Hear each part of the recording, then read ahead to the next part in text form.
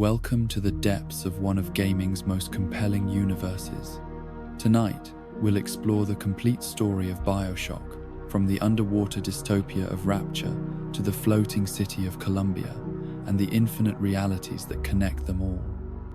We'll uncover the rise and fall of Andrew Ryan's objectivist paradise, the twisted experiments of Adam and plasmids, and the tragic tale of fathers and daughters that spans across dimensions. So settle in as we dive deep into the philosophical depths and soaring heights of the BioShock universe, where the line between utopia and nightmare is razor thin. Our story begins in 1918, in the blood-soaked aftermath of the Russian Revolution. A young boy named Andrei Ryanovsky stands in the streets of Belarus, watching helplessly as communist soldiers drag his aunt and uncle from their home. The Red Guard has come for anyone who dared oppose the new order, and the boy's family has been marked for their defiance. His father, Pyotr, grabs his son's hand and whispers urgently in Russian. They must flee, tonight, before the revolutionaries return for them. The journey to America is long and treacherous. Young Andrei clutches his father's coat as they huddle in the belly of a ship, surrounded by other refugees fleeing the chaos consuming their homeland. The boy has lost everything: his family, his home, his very identity. When they finally reach Ellis Island, the immigration officials struggle with their foreign names. Pyotr becomes Peter. Andrei becomes Andrew. The boy who was once Andrei Ryanovsky emerges into the new world as Andrew Ryan. Growing up in America, Andrew Ryan becomes fascinated by stories of great men. He devours biographies of industrialists, inventors, and visionaries who built empires from nothing. He reads about Carnegie's steel empire, about Edison's laboratories, about men who refused to bow to kings or gods but instead created their own destinies through sheer force of will. In his mind, these titans of industry represent everything that his homeland had tried to destroy: the triumph of individual achievement over collective mediocrity. The young Ryan finds work wherever he can, starting as a laborer but quickly demonstrating the intelligence and ambition that will define his adult life. He watches the great industrialists of his era with keen attention, studying their methods and absorbing their philosophies. The writings of Ayn Rand and other objectivist thinkers provide intellectual framework for what he already believes instinctively: that human greatness emerges not from collective action but from individual excellence. Ryan's early business ventures demonstrate both his acumen and his ruthlessness. He starts with small investments, buying up distressed properties and improving them before selling at a profit.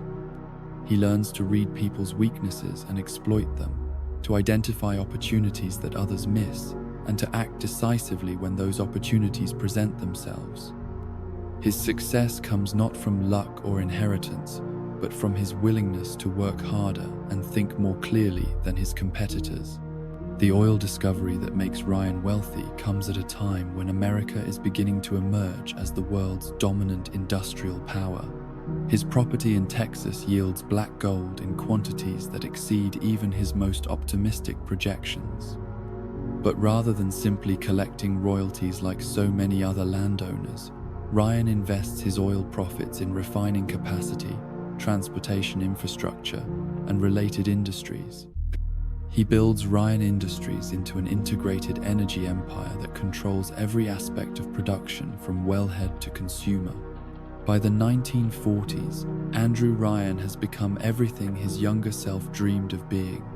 He struck oil on his property, invested wisely, and built Ryan Industries into a massive conglomerate. Oil, shipping, construction, Ryan's empire spans multiple industries. He owns a significant portion of America's natural resources and has the ear of politicians and businessmen across the nation. Yet despite his success, Ryan finds himself increasingly disillusioned with the direction of American society. The New Deal has brought government intervention into the economy on a scale previously unimaginable. Labor unions are gaining power and using it to extract concessions from employers who built their businesses through individual effort and risk-taking. Politicians speak of social programs and wealth redistribution, as though the fruits of one man's labor rightfully belong to another. To Ryan, these developments represent the same parasitic thinking that destroyed Russia. The very ideals he fled from are taking root in his adopted homeland.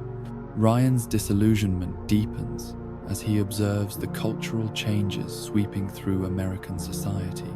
The individualistic frontier spirit that built the nation is being replaced by a collectivist mentality that demands conformity and mediocrity. Artists and intellectuals increasingly embrace socialist and communist ideologies, while politicians pander to the masses rather than upholding principled positions.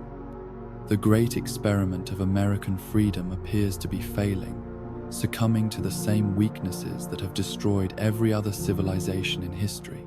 It's August 1945 when everything changes. Ryan sits in his New York office, examining photographs that have just arrived from Japan. The images show the complete devastation of Hiroshima and Nagasaki, cities reduced to ash and rubble by mankind's newest and most terrible weapon. His chief of security, Sullivan, stands beside his desk, both men contemplating the implications of what they're seeing. The atomic bomb represents more than just military might. It represents the ultimate expression of human self-destructive capability. Ryan stares at the photographs for a long time, his mind racing. If humanity can build weapons capable of erasing entire cities, how long before someone decides to use them again? How long before the surface world destroys itself in atomic fire? The Soviet Union is already working on its own atomic weapons, and the ideological conflict between capitalism and communism shows no signs of resolution. The next war will not be fought with conventional weapons, and it will not leave any winners. In that moment, Ryan makes a decision that will change not just his life, but the lives of thousands of others. If the surface world is determined to destroy itself, then great men must find another way. They must build something new, something pure, something untouched by the parasites and politicians who would drag everyone down to their level. They must create a sanctuary where human achievement can flourish without interference from governments or gods. The idea that forms in Ryan's mind is audacious beyond imagination. An entire city built beneath the waves, where the greatest minds of the world can work without interference from governments or gods. A place where the scientist would not be bound by petty morality, where the artist would not fear the censor, where the great would not be constrained by the small. He envisions a society built on the principles of pure capitalism and individual achievement, where every man's worth is determined solely by his own efforts. The technical challenges of building an underwater city seem insurmountable to most engineers, but Ryan has enough wealth to hire the best minds in the world and enough determination to overcome any obstacle. He begins quietly assembling his team, looking for individuals who share his vision and possess the skills necessary to make the impossible become reality. Ryan begins assembling his team almost immediately. The first man he recruits is Bill McDonough, an Irish plumber whose pride in his work and disdain for union politics immediately appeals to Ryan. McDonough has spent years watching his fellow workers demand higher wages for inferior work, seeing his craft degraded by men who view their jobs as entitlements rather than opportunities. His expertise in hydraulics and underwater construction makes him invaluable to Ryan's project, but more importantly, his philosophy aligns perfectly with Ryan's vision of individual excellence. McDonough's recruitment process reveals Ryan's sophisticated understanding of human psychology and motivation. Rather than simply offering money, Ryan appeals to McDonough's professional pride and his frustration with collective mediocrity. He presents the underwater city project as an opportunity to build something that has never been built before, to push the boundaries of engineering beyond anything previously attempted. For a man like McDonough, who takes genuine pride in his craft, the challenge proves irresistible. Reuben Greavy joins the project next, another engineer who shares Ryan's vision of achievement through individual excellence. Greavy brings expertise in structural engineering and materials science that will prove crucial in creating buildings capable of withstanding the enormous pressure of the ocean depths. His background includes work on some of America's most ambitious construction projects, giving him both the technical knowledge and the leadership experience necessary to coordinate the massive undertaking. Then comes Dr. Yi Su-chong, a brilliant Korean scientist whose unconventional research methods have made him unwelcome in surface institutions. Su-chong's work in genetics and cellular biology pushes the boundaries of what contemporary science considers ethical or advisable. His willingness to experiment on human subjects and his disregard for conventional moral constraints make him an ideal candidate for Ryan's vision of unconstrained scientific research. The team grows slowly but steadily, each new recruit carefully chosen for their exceptional abilities and their alignment with Ryan's philosophical vision. These men and women are not simply employees but true believers in the possibility of human greatness unleashed from artificial constraints. They understand that they are participating in something unprecedented, the creation of a society where merit alone determines success and failure. But Ryan's grand project faces opposition from the very beginning. Various government agencies have begun to take notice of his activities. The FBI, in particular, has started investigating the massive expenditures and mysterious shipments associated with Ryan Industries. They suspect something significant is being built, but they can't determine what or where. The secrecy surrounding the project only increases their suspicion and intensifies their efforts to uncover the truth. The government's interest in Ryan's activities reflects broader concerns about wealthy industrialists operating beyond the reach of federal oversight. The New Deal has established the principle that private wealth must serve public purposes, and Ryan's secretive activities seem to challenge that assumption. Federal agents begin monitoring his financial transactions, interviewing his employees, and attempting to infiltrate his organization. It's during this period of investigation that Frank Gorland enters the story. A career con man with a talent for assuming false identities, Gorland has been recruited by the FBI to investigate Ryan's activities. The agency recognizes that conventional surveillance techniques are unlikely to succeed against someone with Ryan's resources and paranoia, so they turn to someone with experience in deception and infiltration. But as Gorland delves deeper into the mystery, he realizes that whatever Ryan is building must involve enormous sums of money and revolutionary technology. Instead of reporting back to his FBI handler, Gorland decides to work alone, convinced that there's a fortune to be made if he can get close to Ryan's operation. The opportunity to profit from inside information proves more attractive than his loyalty to government handlers who view him as expendable. Gorland's investigation eventually leads him to discover that Ryan is building something massive underwater in the North Atlantic. The logistics alone are staggering, requiring specialized equipment, materials, and personnel that would cost millions to acquire.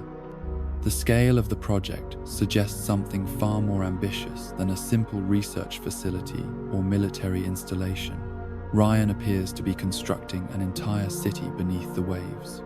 But Gorland also discovers another key piece of the puzzle. A fisherman named Frank Fontaine has been supplying fish to Ryan's construction crews, providing a steady stream of fresh food to workers who are obviously operating far from any conventional supply lines. The relationship between Ryan and Fontaine represents a potential weakness in the security surrounding the project, an opportunity for infiltration and exploitation. Seeing an opportunity, Gorland arranges a meeting with Captain Fontaine. The fisherman is a rough, practical man who has built a small but successful business supplying the mysterious underwater construction project. He asks few questions about his clients and provides reliable service, making him valuable to Ryan's operation but also vulnerable to manipulation by someone with Gorland's skills. Gorland spins a tale about FBI investigation and pending charges, convincing Fontaine that his only option is to sell his fleet and disappear. He presents himself as a fellow criminal looking to help Fontaine avoid prosecution, offering to buy the fishermen's boats and business for enough money to fund a comfortable retirement in Cuba. What Fontaine doesn't realize is that Gorland has no intention of letting him simply retire with knowledge that could compromise Ryan's entire project. The murder happens quickly and quietly. One moment, Frank Fontaine is a simple fisherman looking forward to a peaceful retirement. The next, he's dead, and his body is weighted down in the Atlantic depths. Gorland's killing of Fontaine reveals the calculating ruthlessness that will characterize his later actions as one of Rapture's most dangerous criminals. The man's death means nothing to him beyond the elimination of a potential complication. Frank Gorland assumes his victim's identity completely, taking his name, his business, and his connection to Ryan's project. From this moment forward, the man who was once Frank Gorland ceases to exist. There is only Frank Fontaine, ambitious entrepreneur and supplier to the greatest construction project in human history. The identity theft represents more than simple deception. It becomes a complete psychological transformation that will shape everything that follows. Meanwhile, Ryan's vision continues to take shape beneath the waves. The lighthouse is completed first, a massive structure built to mimic the ancient Pharos of Alexandria. Inside, a sophisticated bathysphere system will transport visitors down through thousands of feet of ocean to reach the city below. Ryan insists on installing a massive statue of himself in the main chamber, along with his philosophical decree that will greet every visitor. No gods or kings, only man. These 6 words encapsulate everything Ryan believes about human potential and individual achievement. The lighthouse serves multiple purposes beyond simple transportation. It acts as a monument to Ryan's achievement, a symbol of his triumph over the natural limitations that constrain ordinary men. The classical architecture and religious imagery deliberately invoke humanity's greatest civilizations while rejecting their dependence on divine authority. The lighthouse announces that this new civilization will surpass all previous human achievements by embracing reason and rejecting superstition. The construction of Rapture itself is a marvel of engineering unlike anything ever attempted. Massive prefabricated sections are built on the surface, then carefully lowered to the ocean floor and assembled by teams of deep-sea construction workers. The city's architecture reflects Ryan's vision of classical beauty merged with modern functionality. Art Deco spires rise from the seabed, their elegant lines and geometric patterns creating a sense of sophistication and refinement even in the crushing depths of the Atlantic. Every aspect of Rapture's design reflects careful consideration of both practical requirements and philosophical principles.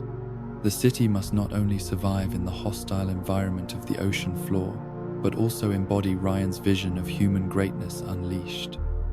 The buildings combine structural necessity with aesthetic beauty, proving that functional architecture need not sacrifice elegance or inspiration. The engineering challenges involved in creating a pressurized environment at such depths push the boundaries of contemporary technology. New materials must be developed, new construction techniques invented, new systems designed to handle the unique requirements of underwater living. The project attracts some of the world's most brilliant engineers and architects, men and women eager to participate in humanity's greatest construction project. By 1947, the basic infrastructure of Rapture is complete. Ryan stands in his office, looking out through reinforced windows at the city he has created. Electric lights illuminate the streets and buildings, creating an underwater constellation of human achievement. The ocean presses against the transparent aluminum barriers that hold back millions of tons of water, but inside, Rapture hums with life and possibility. The sight of his completed city fills Ryan with satisfaction that surpasses even his greatest business triumphs. This is more than a construction project or a real estate development.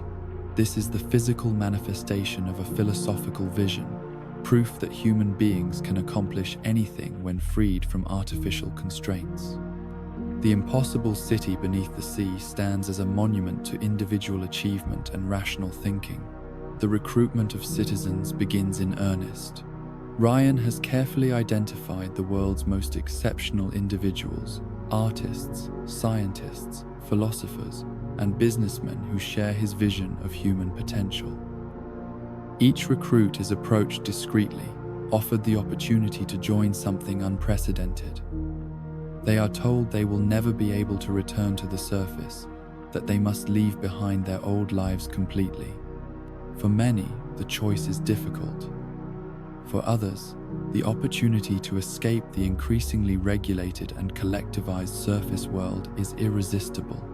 The selection process for Rapture's citizens reveals Ryan's understanding that his city's success depends not just on infrastructure, but on the quality of its inhabitants.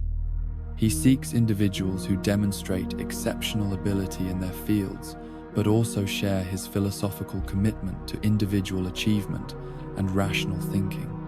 Scientists, artists, entrepreneurs, and intellectuals who have felt constrained by surface world limitations find in Rapture the opportunity to pursue their work without interference. Among the early residents are Sander Cohen, an eccentric but undeniably talented artist whose avant-garde work has been repeatedly censored on the surface. Cohen brings with him one of his chorus girls, Jasmine Jolene, a beautiful young woman who quickly catches Ryan's eye.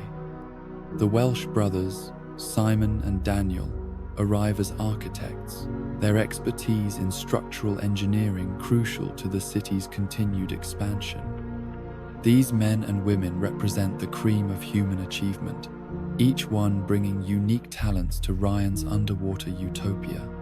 Each new citizen of Rapture represents a story of frustrated excellence finally finding appropriate expression.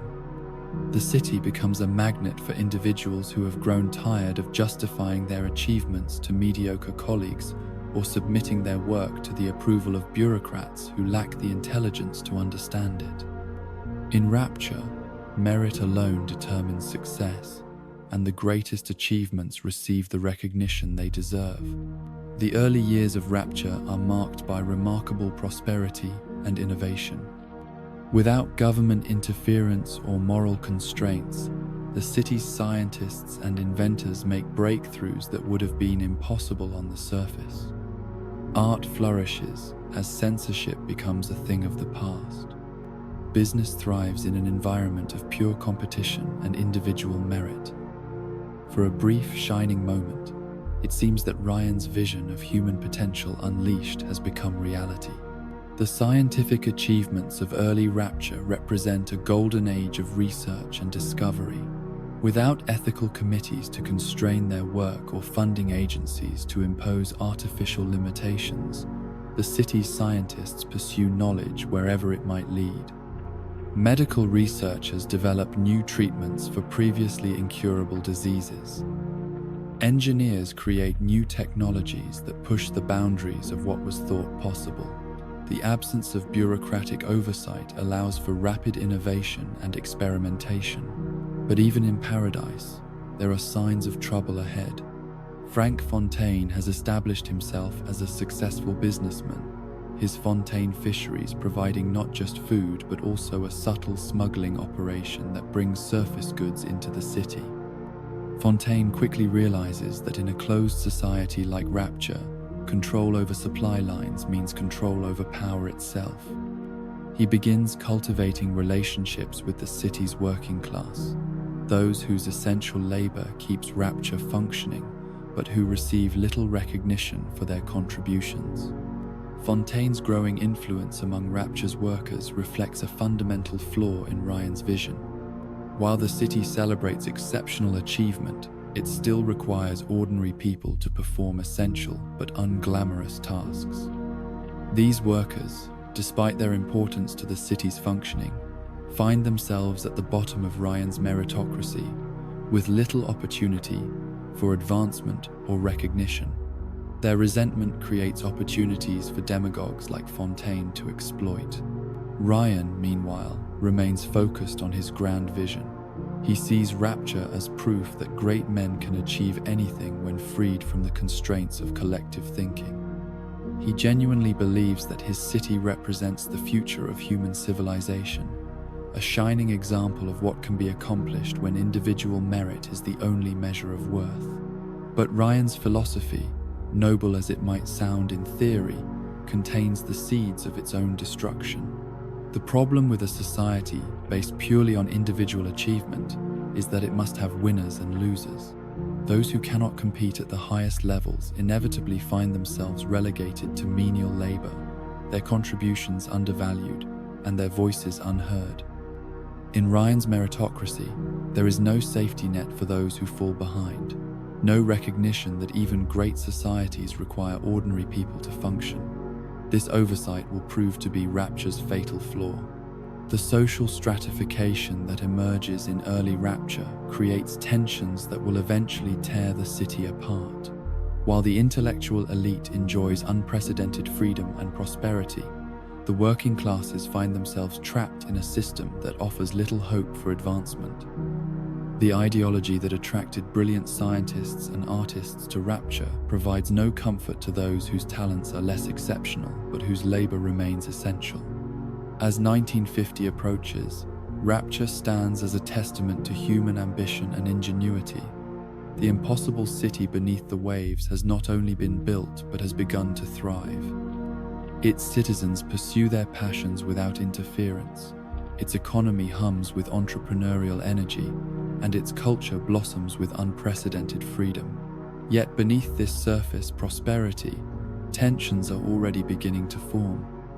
The stage is set for the discoveries and conflicts that will ultimately transform Ryan's utopia into something far darker and more complex than its creator ever imagined. The year 1950 marks a turning point in Rapture's history, though at first, few recognize the significance of what is about to unfold.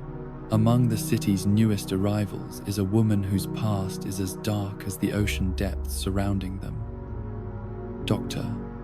Brigid Tenenbaum steps off the bathysphere and into Rapture's welcome center, her worn leather suitcase containing everything she owns in the world.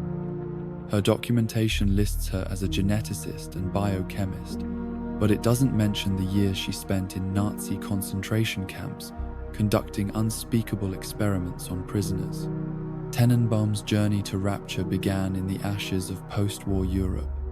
Born in Minsk to a Jewish family, she was only 16 when the Nazis invaded and her world collapsed. The German soldiers who dragged her from her home saw only another Jewish prisoner destined for the camps. They couldn't know that they were capturing one of the most brilliant scientific minds of her generation. In the laboratories of Auschwitz, Tenenbaum discovered she possessed an intuitive understanding of genetics that impressed even her captors. The German doctors who supervised her work were initially skeptical of the young Jewish girl who claimed to understand their research better than they did, but Tenenbaum's insights proved uncannily accurate. She could predict the outcomes of experiments before they were completed, identify flaws in experimental design that eluded her supervisors, and suggest modifications that dramatically improved results. Her ability to visualize genetic interactions at the molecular level was nothing short of extraordinary. Her survival in the camps required a form of moral dissociation that would define the rest of her career. Tenenbaum learned to view human suffering as scientifically irrelevant, to treat other prisoners as experimental subjects rather than fellow victims. The psychological mechanisms that allowed her to endure the horrors of the Holocaust also prepared her for the morally ambiguous research she would later conduct in Rapture. When the camps were liberated and the war ended, Tenenbaum found herself in a strange position. The scientific knowledge she had gained through participation in horrific experiments made her valuable to various intelligence agencies, but it also made her a pariah among her former community. She had survived by collaborating with monsters, and the guilt of that collaboration would haunt her for the rest of her life. When Andrew Ryan's recruiters approached her with an offer to join a new society where her past would be irrelevant, and her abilities could be used for pure research, she accepted without hesitation. The Rapture that Tenenbaum enters in 1950 represents everything she has been searching for since the war ended. Here is a society where scientific progress takes precedence over moral squeamishness, where researchers are free to pursue knowledge without interference from ethics committees or religious authorities. The city's commitment to individual achievement over collective sentiment appeals to someone who has learned to suppress empathy in favor of rational analysis. Rapture offers Tenenbaum something she has never experienced before: the opportunity to conduct research without moral constraints or ethical oversight.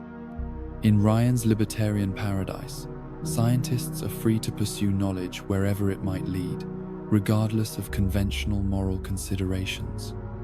For someone whose formative experiences occurred in environments where human suffering was treated as scientifically irrelevant, this freedom feels natural and comfortable. Initially, Tenenbaum works for Ryan Industries, conducting basic genetic research in the city's medical facilities. Her work focuses on understanding human genetic variation and the potential for genetic enhancement. But her research attracts the attention of Augustus Sinclair, whose pharmaceutical company Sinclair Solutions is always looking for new ways to improve human performance and health. Sinclair offers Tenenbaum better funding and complete research autonomy in exchange for exclusive rights to any discoveries she makes. It's around this time that Tenenbaum first encounters the man who will become her most significant collaborator. Dr. Yi-Soo Chong is a Korean scientist whose own background includes ethically questionable research.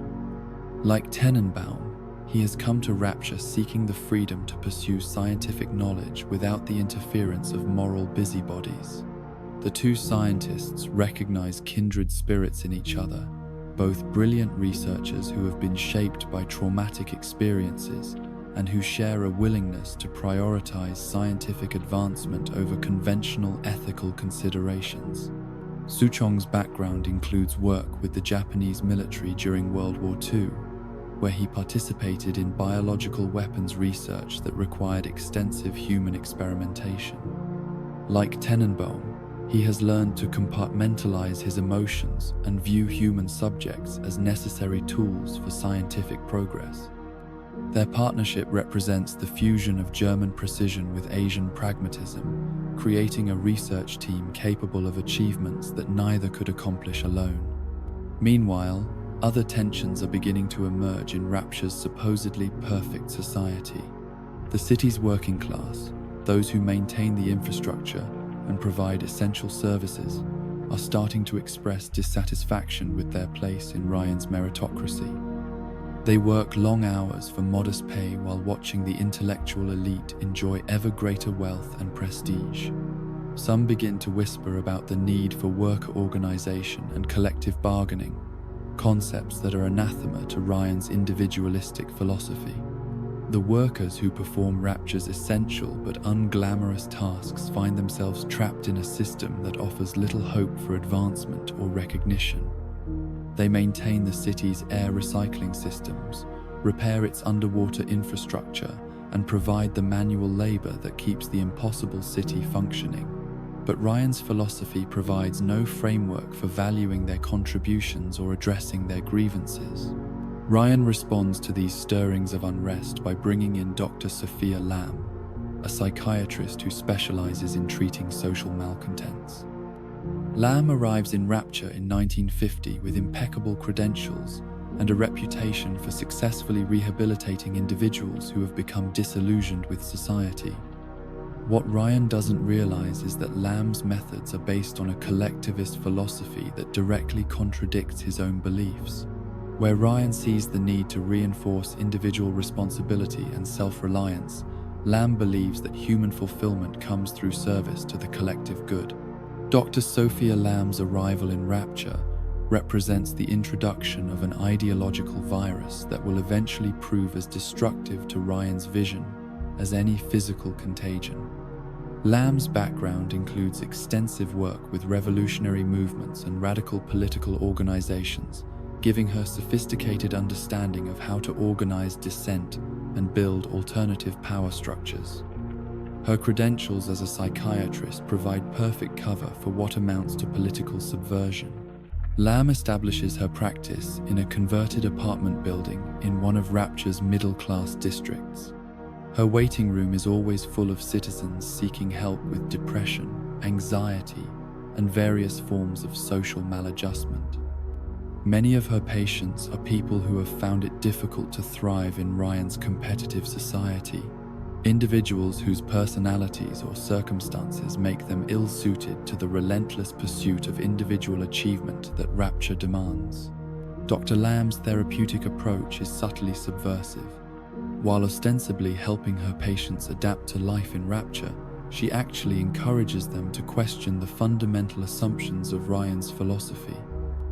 She suggests that their unhappiness stems not from personal failings, but from the inherent flaws in a society that values individual success over collective well-being.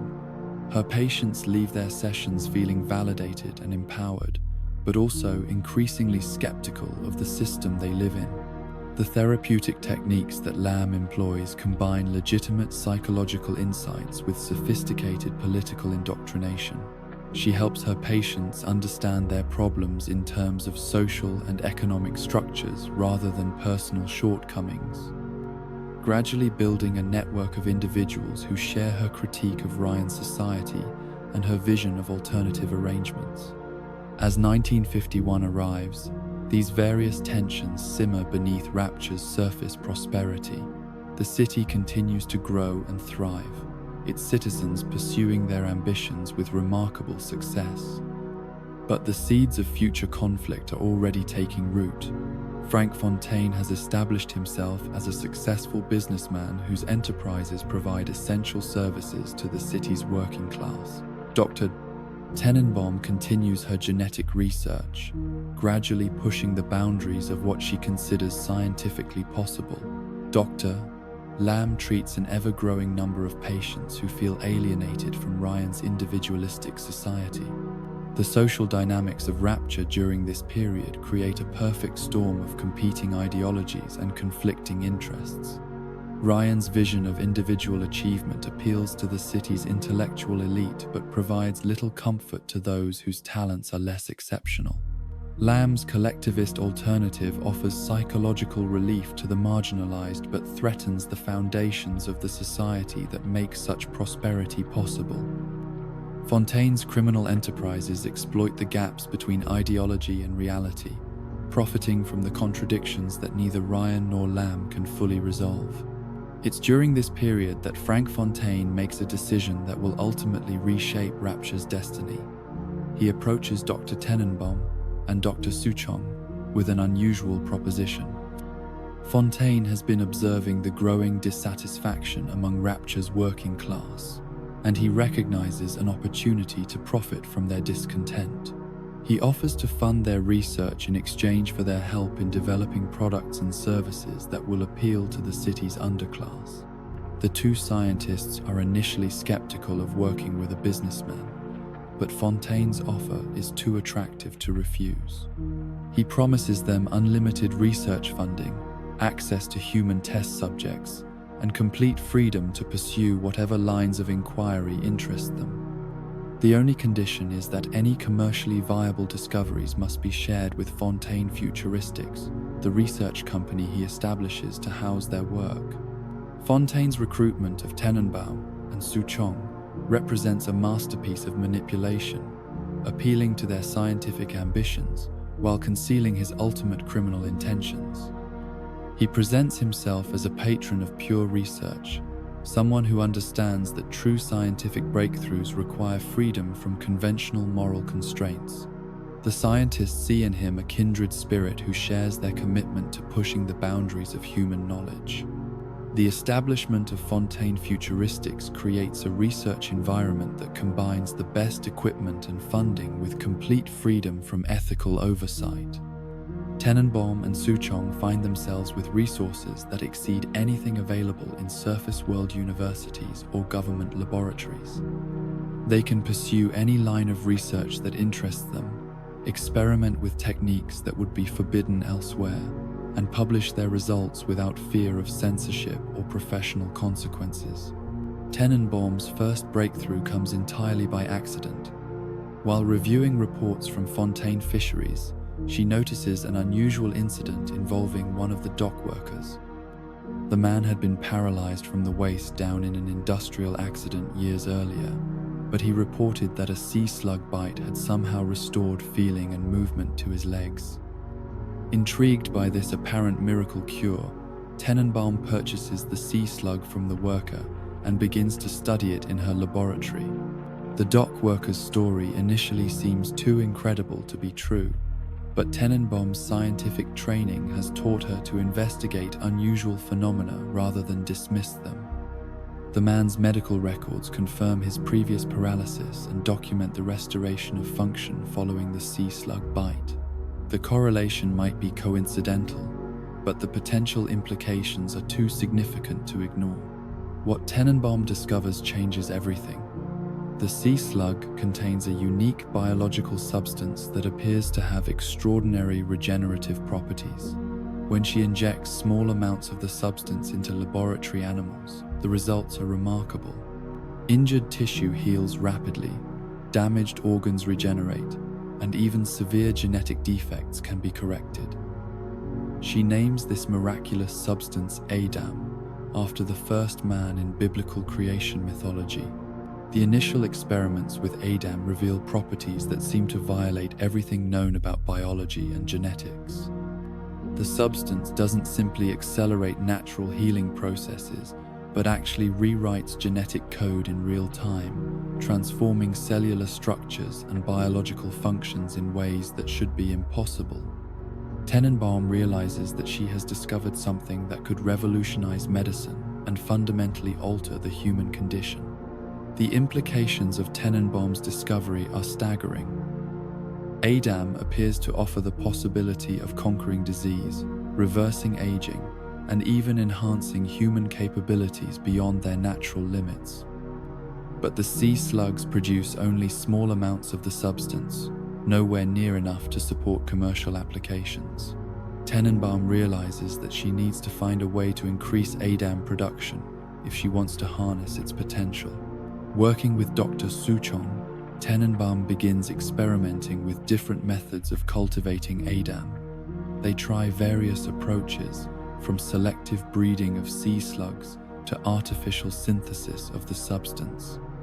Nothing works as well as they hope until Tenenbaum makes another accidental discovery. While studying the symbiotic relationship between sea slugs and their natural hosts, she realizes that implanting the slugs in human hosts dramatically increases Adam production.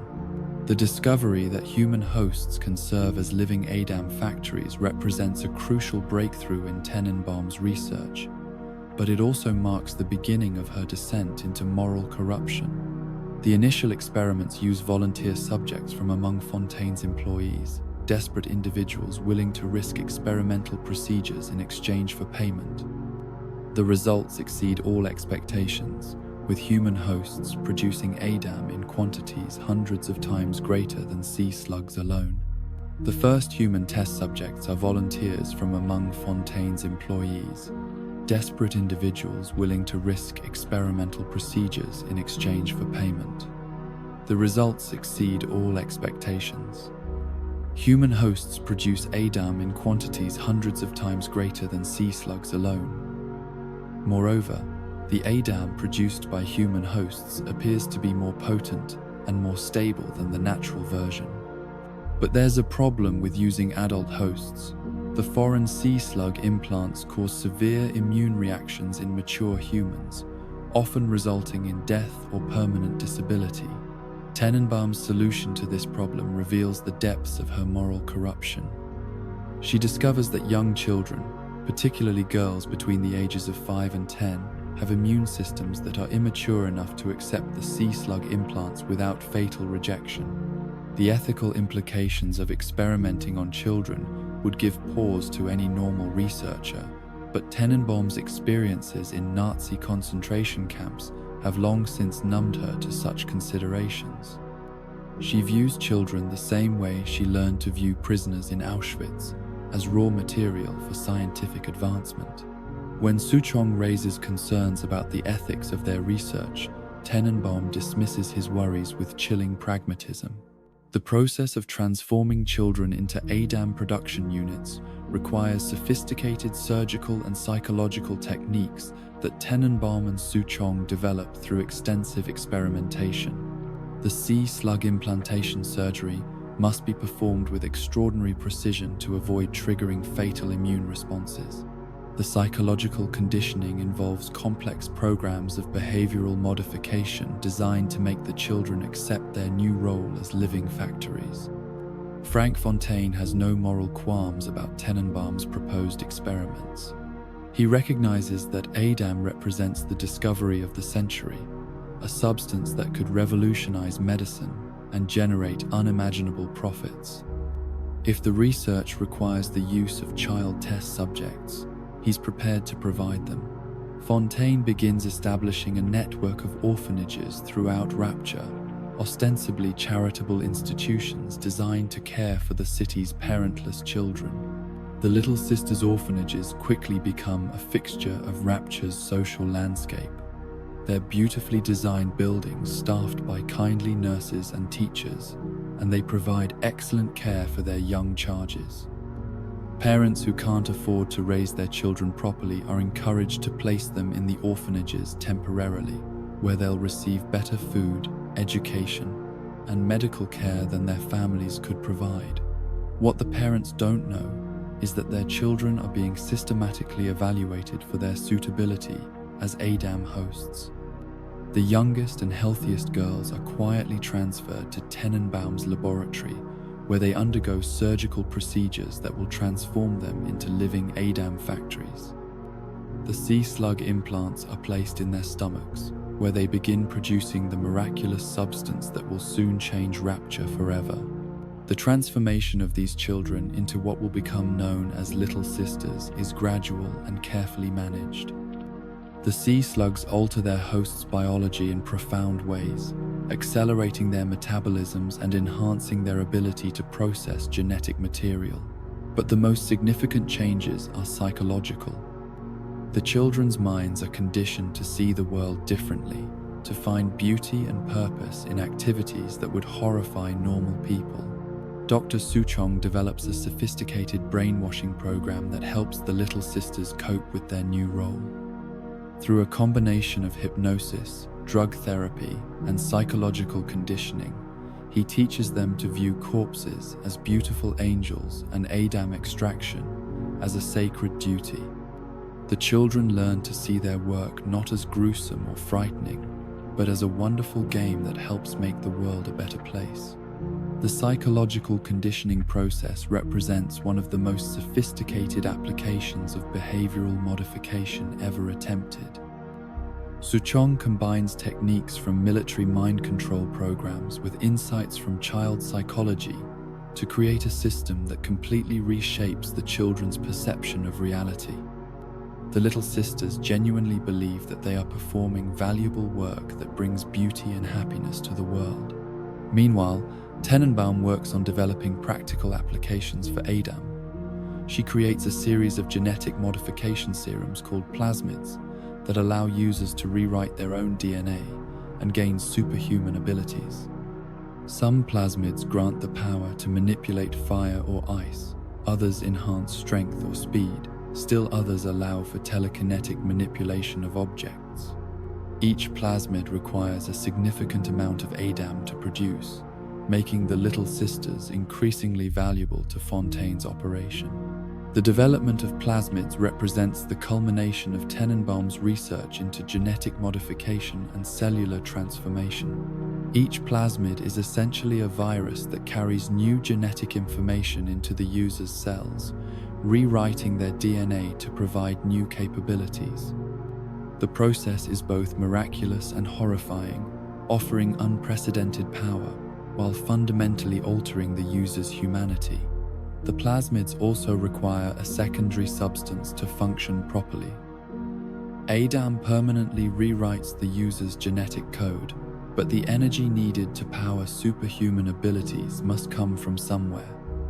Tenenbaum develops a blue liquid called Eve that provides this energy, allowing plasmid users to access their enhanced capabilities on demand. Eve represents another breakthrough in Tenenbaum's research, a substance that can provide the metabolic energy required to power genetic modifications. The development of both Adam and Eve transforms Fontaine Futuristics from a simple research company into the foundation of an entirely new industry based on genetic enhancement and human modification. By 1953, Fontaine Futuristics has become one of Rapture's most successful companies. Their plasmids are in high demand among citizens who want to enhance their abilities or overcome personal limitations. Athletes use them to break records, artists use them to expand their creative capabilities, and businessmen use them to gain competitive advantages. Ryan initially approves of this innovation, seeing it as another example of human ingenuity unleashed by his libertarian paradise. The early adoption of plasmids creates a new form of social stratification in Rapture, dividing the population between enhanced and unenhanced individuals. Those who can afford genetic modifications gain significant advantages over their unmodified neighbors, creating new forms of inequality that threaten the stability of Ryan's meritocratic society. But Ryan's enthusiasm for genetic enhancement begins to wane as he observes its effects on Rapture's society. Citizens who use plasmids extensively begin to exhibit disturbing changes in behavior and appearance. Their bodies become twisted and deformed, their minds grow unstable, and their capacity for empathy and moral reasoning diminishes. These transformed individuals, who come to be known as splicers, represent a threat to the social order that Ryan has worked so hard to create. The problem with Adam addiction becomes apparent gradually. Users develop a tolerance to the substance that requires ever-increasing doses to maintain their enhanced abilities. Those who try to quit experience withdrawal symptoms that include severe depression, physical weakness, and sometimes complete mental breakdown. Many users find it easier to continue splicing themselves with new genetic modifications than to face the agony of withdrawal. The emergence of Adam addiction creates a public health crisis that challenges the fundamental assumptions of Ryan's philosophy. The substance that was supposed to represent the triumph of human ingenuity over natural limitations has instead created new forms of dependence and degradation. The splicers who roam Rapture's streets serve as living reminders of the dangers of unconstrained scientific progress. As splicer populations grow throughout Rapture, social tensions begin to escalate. The enhanced individuals often view non-enhanced humans as inferior beings worthy only of exploitation or elimination. Meanwhile, normal citizens become increasingly fearful of their mutated neighbors and begin calling for government intervention to regulate plasmid use. Ryan faces a philosophical dilemma.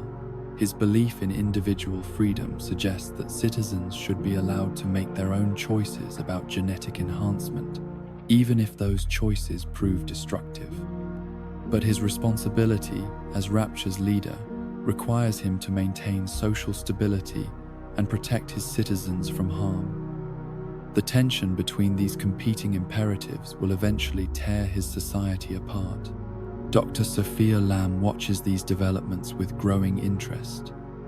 The social chaos created by Adam addiction validates her belief that Ryan's individualistic philosophy is fundamentally flawed. People need guidance and support from their community to make good decisions, she argues. When left to their own devices, they inevitably choose short-term pleasure over long-term well-being, personal advantage over collective good. Lamb begins to develop her own philosophical response to Ryan's objectivism. Where he emphasizes individual achievement and self-interest, she promotes collective responsibility and mutual aid. She starts holding secret meetings with like-minded citizens, building a network of followers who share her vision of a more cooperative and egalitarian society. Her critique of Ryan's philosophy gains credibility as the negative effects of ADAM addiction become more apparent. The splicers serve as powerful evidence that individual freedom without collective responsibility leads to social catastrophe. Lamb's alternative vision of shared decision-making and mutual support begins to attract followers among those who have been marginalized by Ryan's meritocracy. Frank Fontaine observes all these developments with the calculating eye of a master manipulator. He recognizes that the social tensions created by ADAM addiction represent an opportunity to challenge Ryan's authority and potentially seize control of Rapture for himself. Fontaine begins positioning himself as a champion of the common people, criticizing Ryan's policies and offering alternative solutions to the city's problems. Fontaine's criminal background provides him with sophisticated understanding of how to exploit social divisions and build alternative power structures. He recognizes that the ADAM crisis has created opportunities for someone willing to provide what both the government and legitimate businesses cannot or will not offer. His organization begins to expand beyond simple smuggling and black market trading to encompass protection services, alternative banking, and even primitive social welfare programs. As 1955 approaches, Rapture stands at a crossroads. The miraculous discovery of ADAM has brought unprecedented possibilities for human enhancement and medical advancement. But it has also introduced new forms of addiction, social conflict, and moral corruption. The stage is set for the conflicts that will ultimately transform Ryan's utopia into a dystopian nightmare where the strong prey upon the weak and the pursuit of power trumps all other considerations. The Little Sisters continue their grim work, harvesting ADAM from the bodies of the dead while their creators grow rich from their suffering. Dr. Tenenbaum has achieved scientific immortality through her discovery, but at the cost of her humanity. Dr. Suchong continues to refine his conditioning techniques, creating ever more efficient methods of exploiting child test subjects. And somewhere in the depths of Rapture, the seeds of revolution are beginning to sprout, as citizens grow tired of living in a society that values innovation over compassion, achievement over justice, and individual success over collective well-being. The first explosion echoes through Hephaestus on a cold morning in 1955, its shockwave rippling through the geothermal processing plant like a declaration of war. Workers scramble for cover as pipes rupture and steam hisses through the air. But this is no industrial accident. The blast has been carefully planned, strategically placed to cause maximum disruption without loss of life. It's a warning shot, a message from those who have grown tired of being forgotten in Andrew Ryan's paradise. Dr. Sophia Lamb watches the news reports from her clinic with quiet satisfaction. She hasn't orchestrated the bombing directly, but she recognizes the work of her followers when she sees it. For months, she has been quietly building a network of disaffected citizens, people who have found themselves crushed beneath the weight of Ryan's meritocracy. They call themselves the Rapture family, and they believe that true human fulfillment comes not through individual achievement, but through collective action and mutual support. The bombing marks a turning point in Rapture's history. Until now, opposition to Ryan's rule has been largely philosophical, confined to academic debates and private conversations. But the explosion in Hephaestus represents the first act of organized resistance, the moment when ideological disagreement transformed into physical confrontation. Ryan's security forces respond swiftly and brutally, arresting dozens of suspected dissidents and placing the city under martial law. Among those arrested is Dr. Sophia Lamb herself. Ryan has finally recognized the threat she represents, understanding that her collectivist philosophy poses a fundamental challenge to everything he has built. But rather than simply imprisoning her in Rapture's conventional detention facilities, Ryan makes a decision that will have far-reaching consequences. He sends Lamb to Persephone, a secret prison operated by Augustus Sinclair in the deepest parts of the ocean floor. Persephone is more than just a prison. It's a research facility where Ryan's most dangerous enemies are subjected to experimental rehabilitation programs. Sinclair has developed sophisticated techniques for breaking down psychological resistance and rebuilding personalities according to more acceptable patterns. The prisoners who emerge from Persephone, if they emerge at all, are fundamentally changed individuals who no longer pose any threat to Ryan's authority. But Dr. Lamb proves to be a more formidable opponent than either Ryan or Sinclair anticipated.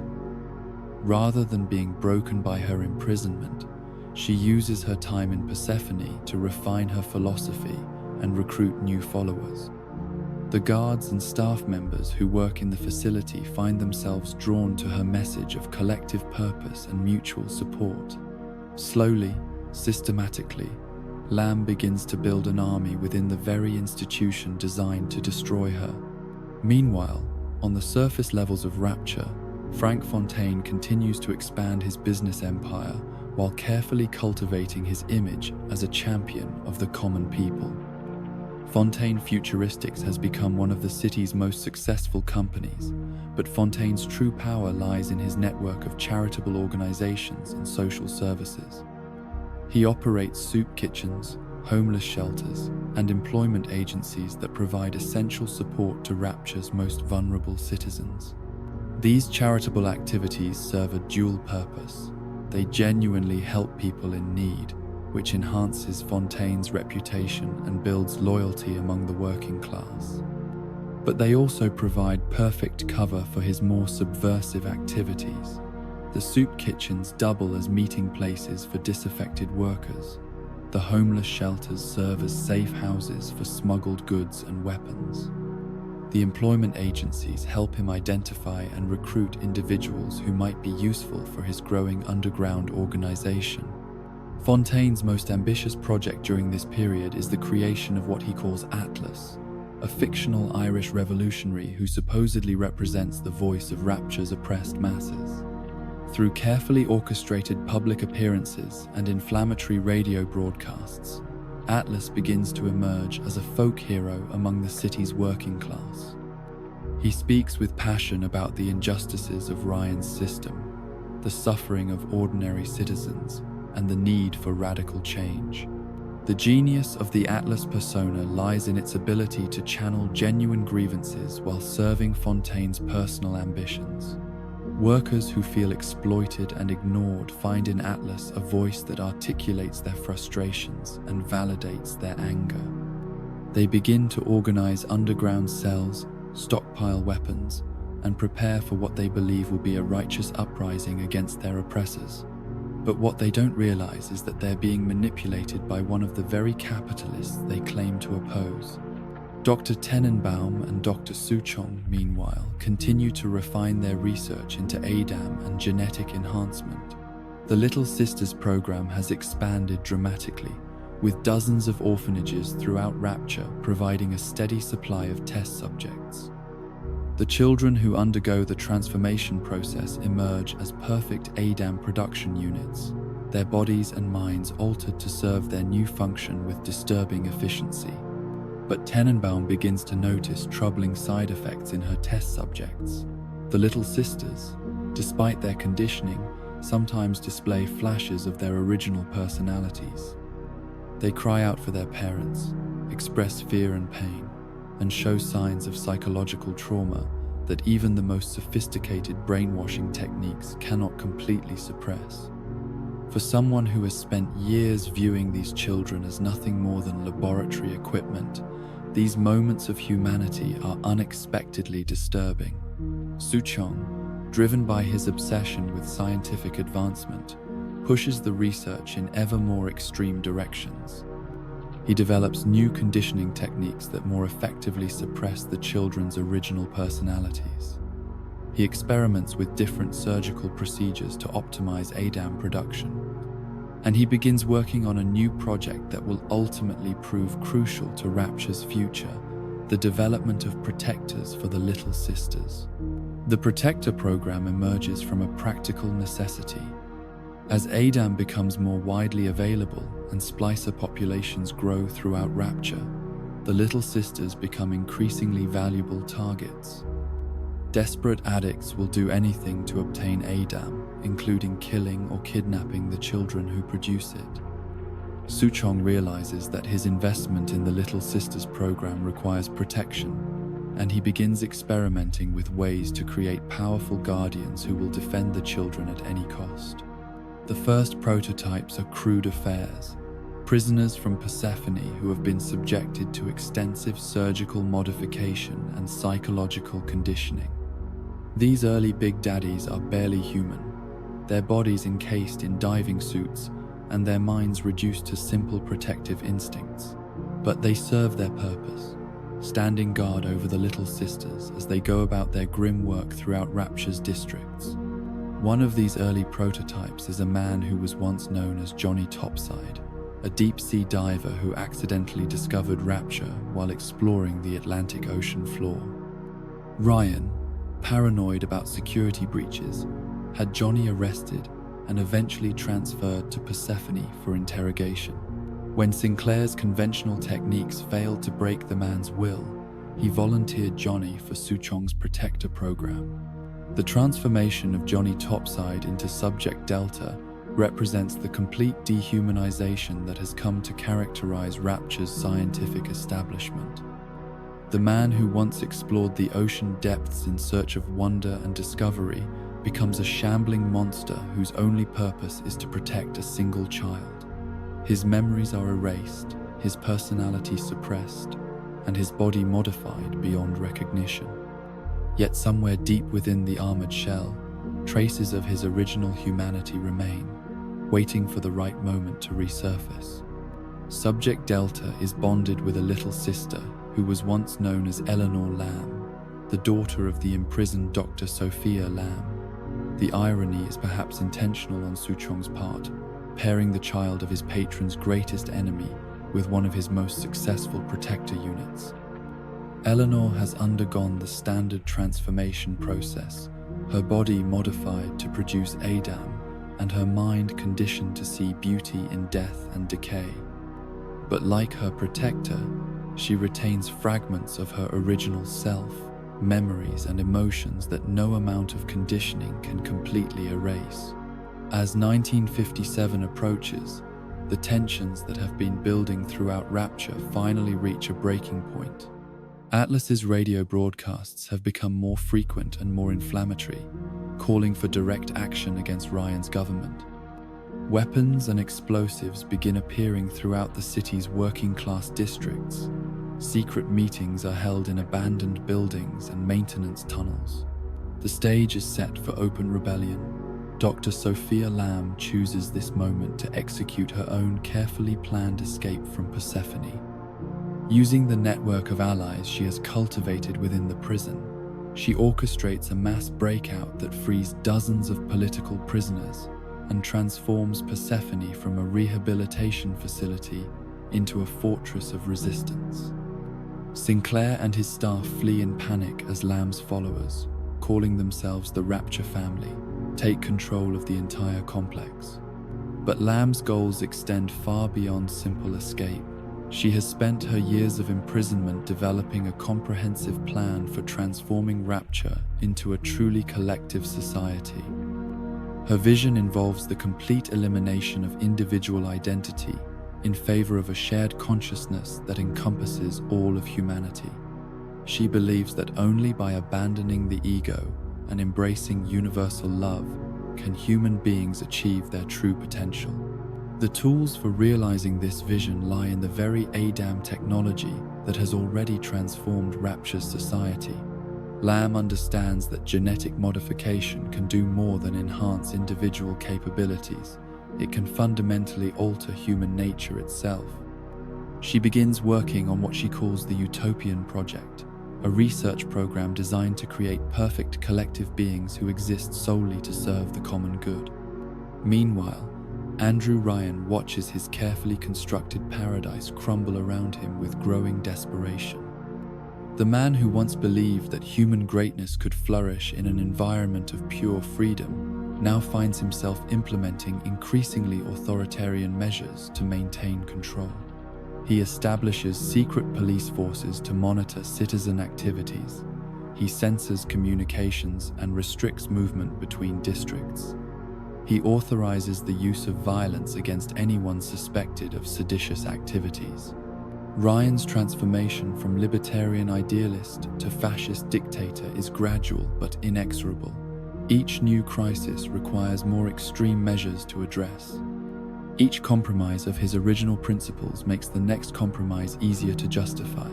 He tells himself that these authoritarian policies are temporary, necessary evils that will be abandoned once order is restored. But deep down, he knows that he has become everything he once despised. The final catalyst for open warfare comes on New Year's Eve 1958, when Frank Fontaine decides to make his move. Atlas's forces launch coordinated attacks throughout Rapture, targeting government buildings, security installations, and key infrastructure points. The Kashmir restaurant, where Ryan's elite supporters have gathered for a New Year's celebration, becomes the scene of a massacre as Splicer terrorists storm the building and slaughter dozens of prominent citizens. The attack on the Kashmir restaurant is particularly significant because it demonstrates the rebels' willingness to target civilians. Until this point, most of the violence has been directed against government and corporate targets. But the New Year's massacre makes it clear that this is not a conventional political rebellion, but a total war against the existing social order.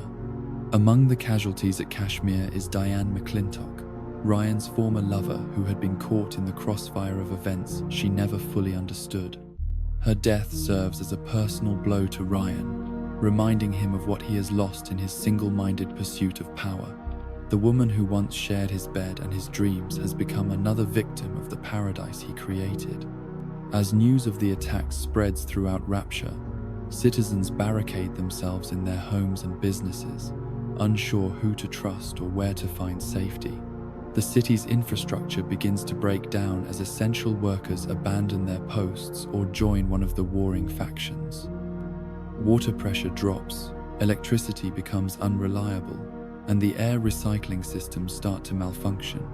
Ryan responds to the crisis with characteristic determination and increasing brutality.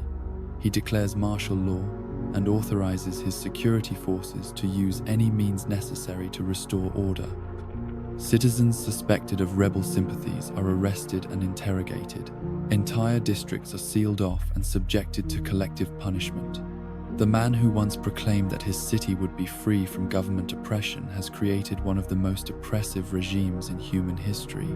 But Ryan's harsh measures only serve to drive more citizens into the arms of the rebellion. Each arrest creates new enemies. Each act of violence generates new recruits for Atlas's cause.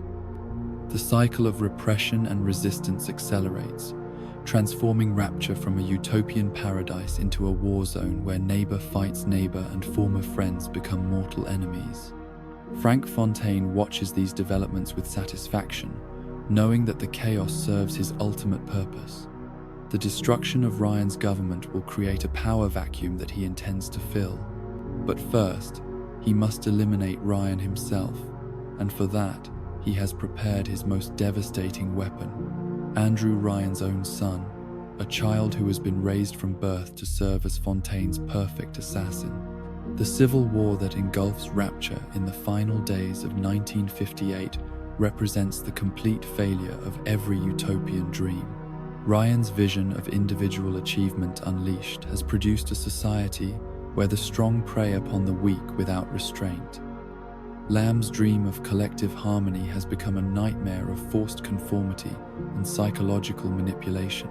Fontaine's pursuit of profit and power has unleashed forces that threaten to destroy the very city he hopes to rule.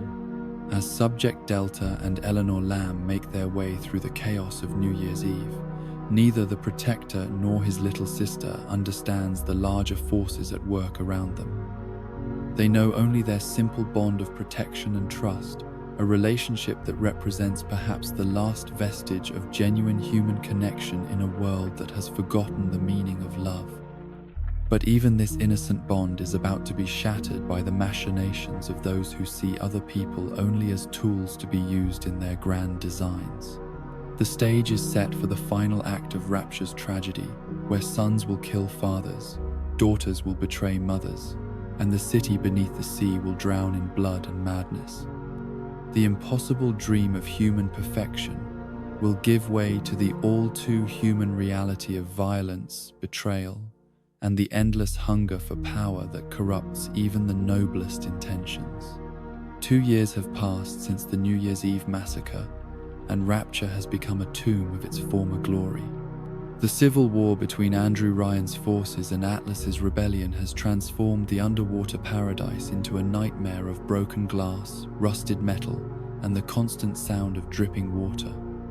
In the shadows between the warring factions, the splicers roam freely, their minds shattered by Adam addiction, and their bodies twisted into grotesque parodies of human form. It is in this hellscape that Frank Fontaine prepares to play his final card.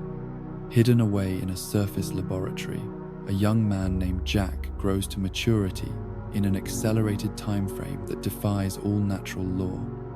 Jack believes himself to be 19 years old, the son of loving parents who raised him on a farm in Kansas before dying in a tragic accident.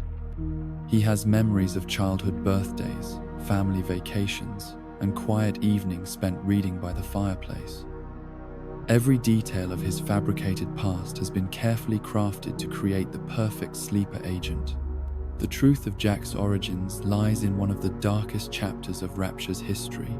Years earlier, Andrew Ryan had begun an affair with Jasmine Jolene, a beautiful young woman who worked as one of Sander Cohen's chorus girls.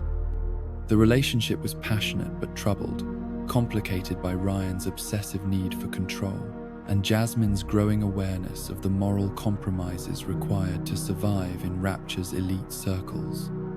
When Jasmine became pregnant, she found herself caught between her fear of Ryan's reaction and her desperate need for financial security. Frank Fontaine, always alert for opportunities to exploit human weakness, approached her with an offer that seemed too good to refuse. Dr. Tenenbaum, he explained, had developed new techniques for extracting embryos safely and painlessly. Jasmine could terminate the pregnancy without Ryan ever knowing, and receive enough money to start a new life anywhere she chose. But Fontaine's offer was far more sinister than Jasmine realized. The embryo that Tenenbaum extracted was not destroyed, but instead became the foundation for the most ambitious experiment in the history of genetic manipulation. Working with Dr.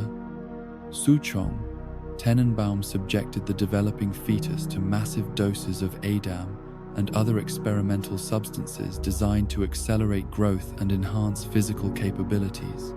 The child that emerged from this process was human in appearance, but engineered from birth to serve a specific purpose. Jack's genetic code had been rewritten to make him susceptible to verbal commands delivered in a specific format. The phrase, "Would you kindly," would bypass his conscious mind entirely, compelling him to obey any instruction that followed regardless of his personal desires or moral convictions. But genetic programming was only part of Fontaine's plan. Dr. Suchong developed sophisticated techniques for implanting false memories, creating a complete fictional identity that Jack would accept as his own life history.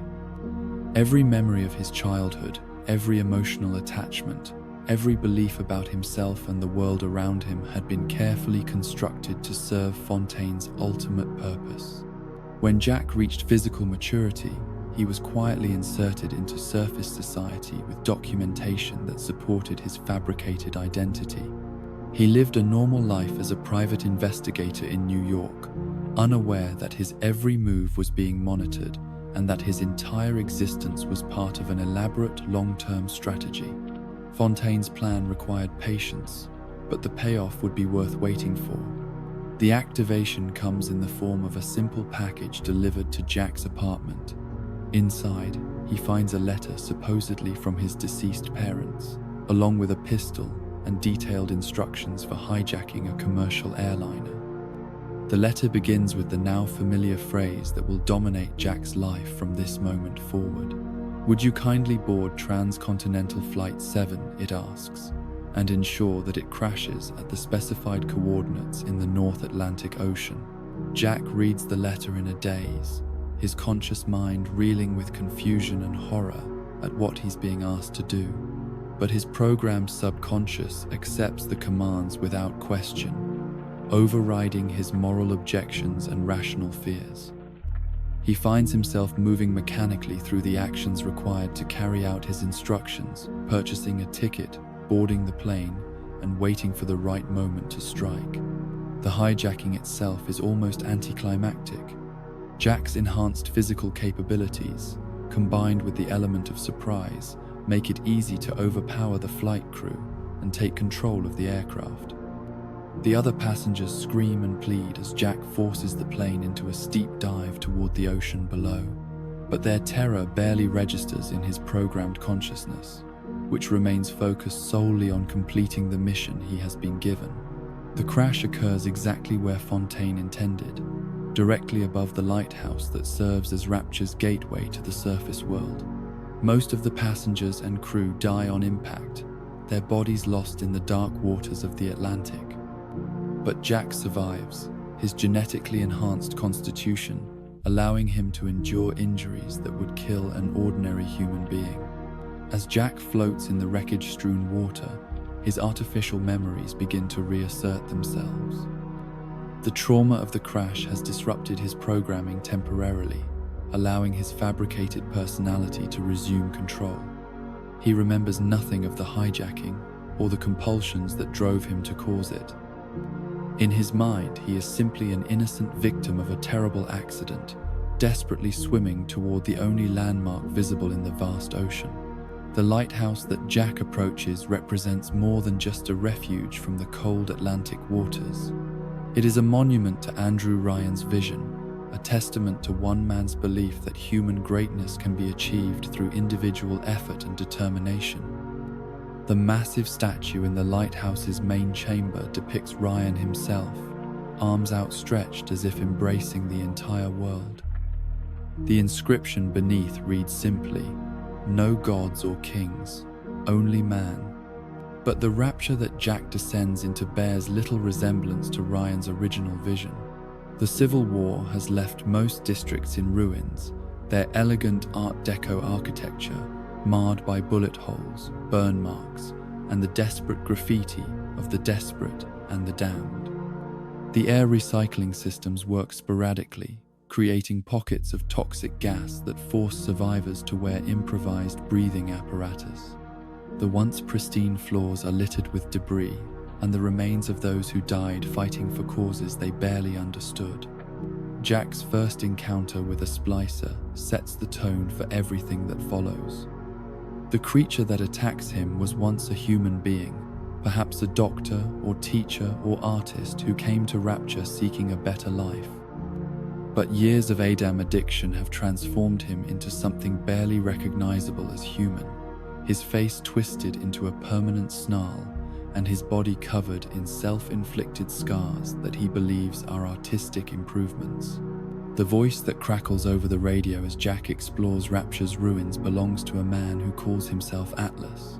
He speaks with a thick Irish accent and claims to be trapped in a distant part of the city with his wife and child, surrounded by splicers and desperately in need of rescue.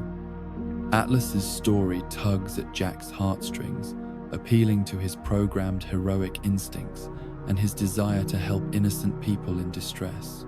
What Jack doesn't realize is that every word Atlas speaks is a carefully crafted lie designed to manipulate his emotions and guide his actions. The Irish revolutionary persona is just another mask worn by Frank Fontaine, who watches Jack's progress through hidden cameras and adjusts his strategy accordingly. Every plea for help, every expression of gratitude, every moment of apparent vulnerability is calculated to strengthen the psychological bond between them. Atlas guides Jack through Rapture's districts with the skill of a master puppeteer, using a combination of false information and emotional manipulation to send him exactly where Fontaine needs him to go.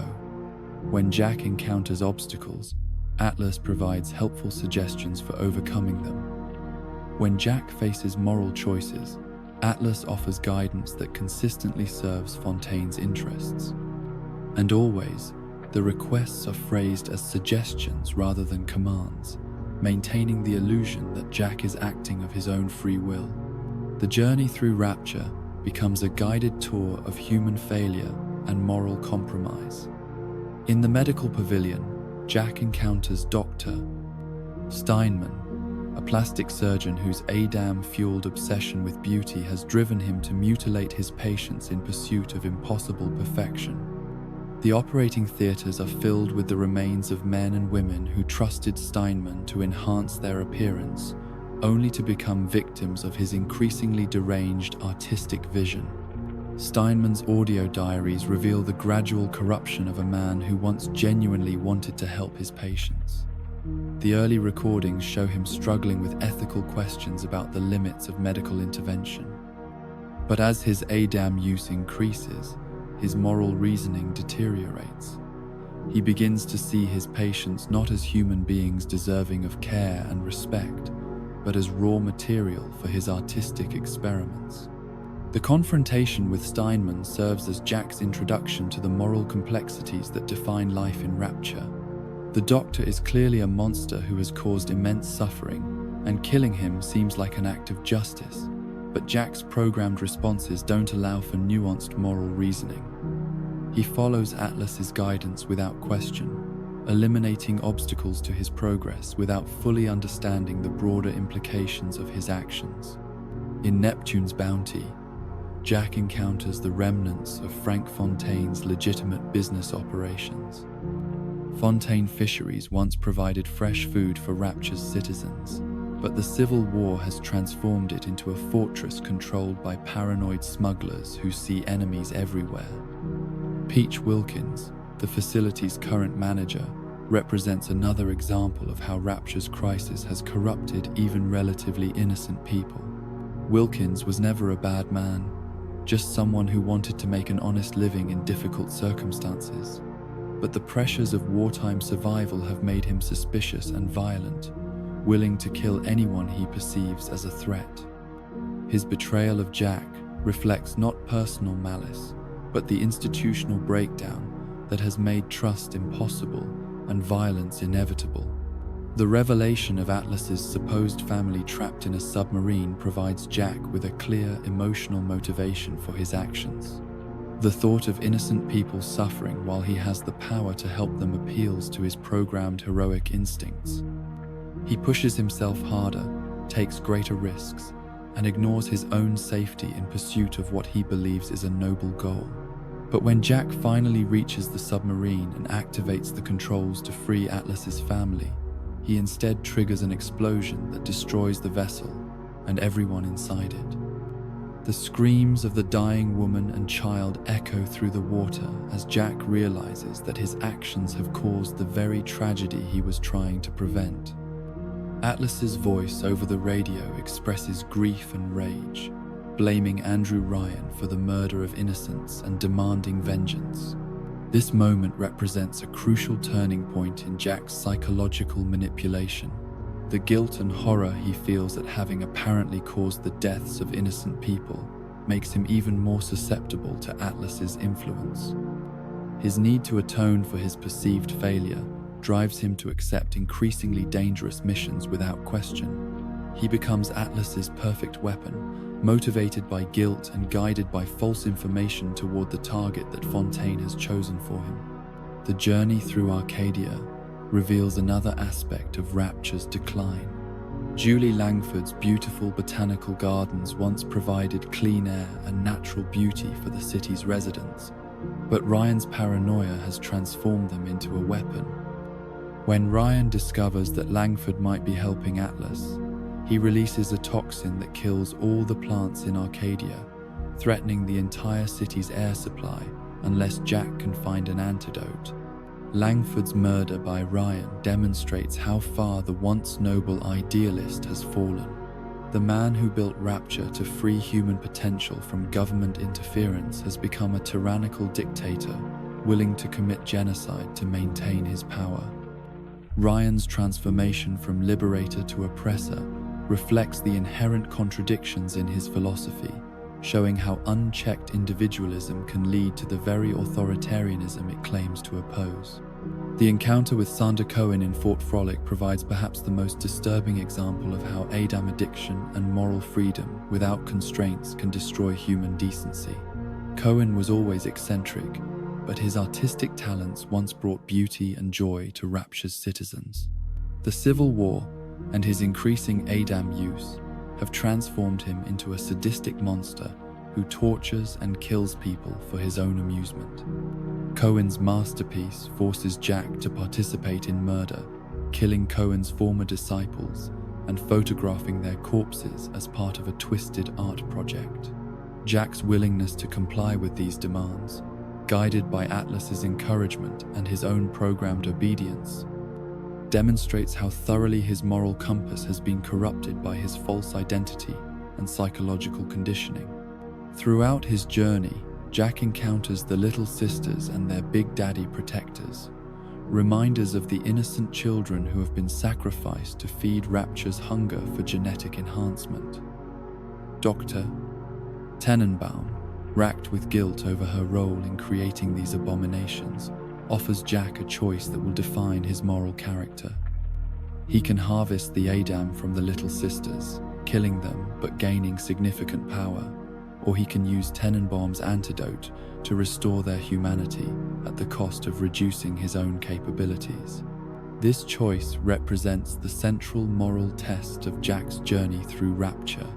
His programmed personality includes heroic instincts that make him want to protect the innocent, but his mission requires power that can only be gained through murder.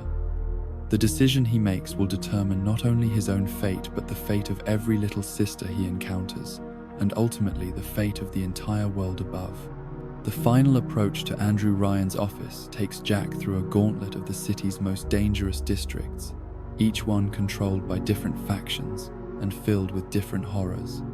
He encounters splicers who have formed primitive societies based on Adam worship, scientists who continue their experiments on unwilling subjects, and the remnants of Ryan's security forces desperately trying to maintain order in an increasingly chaotic world.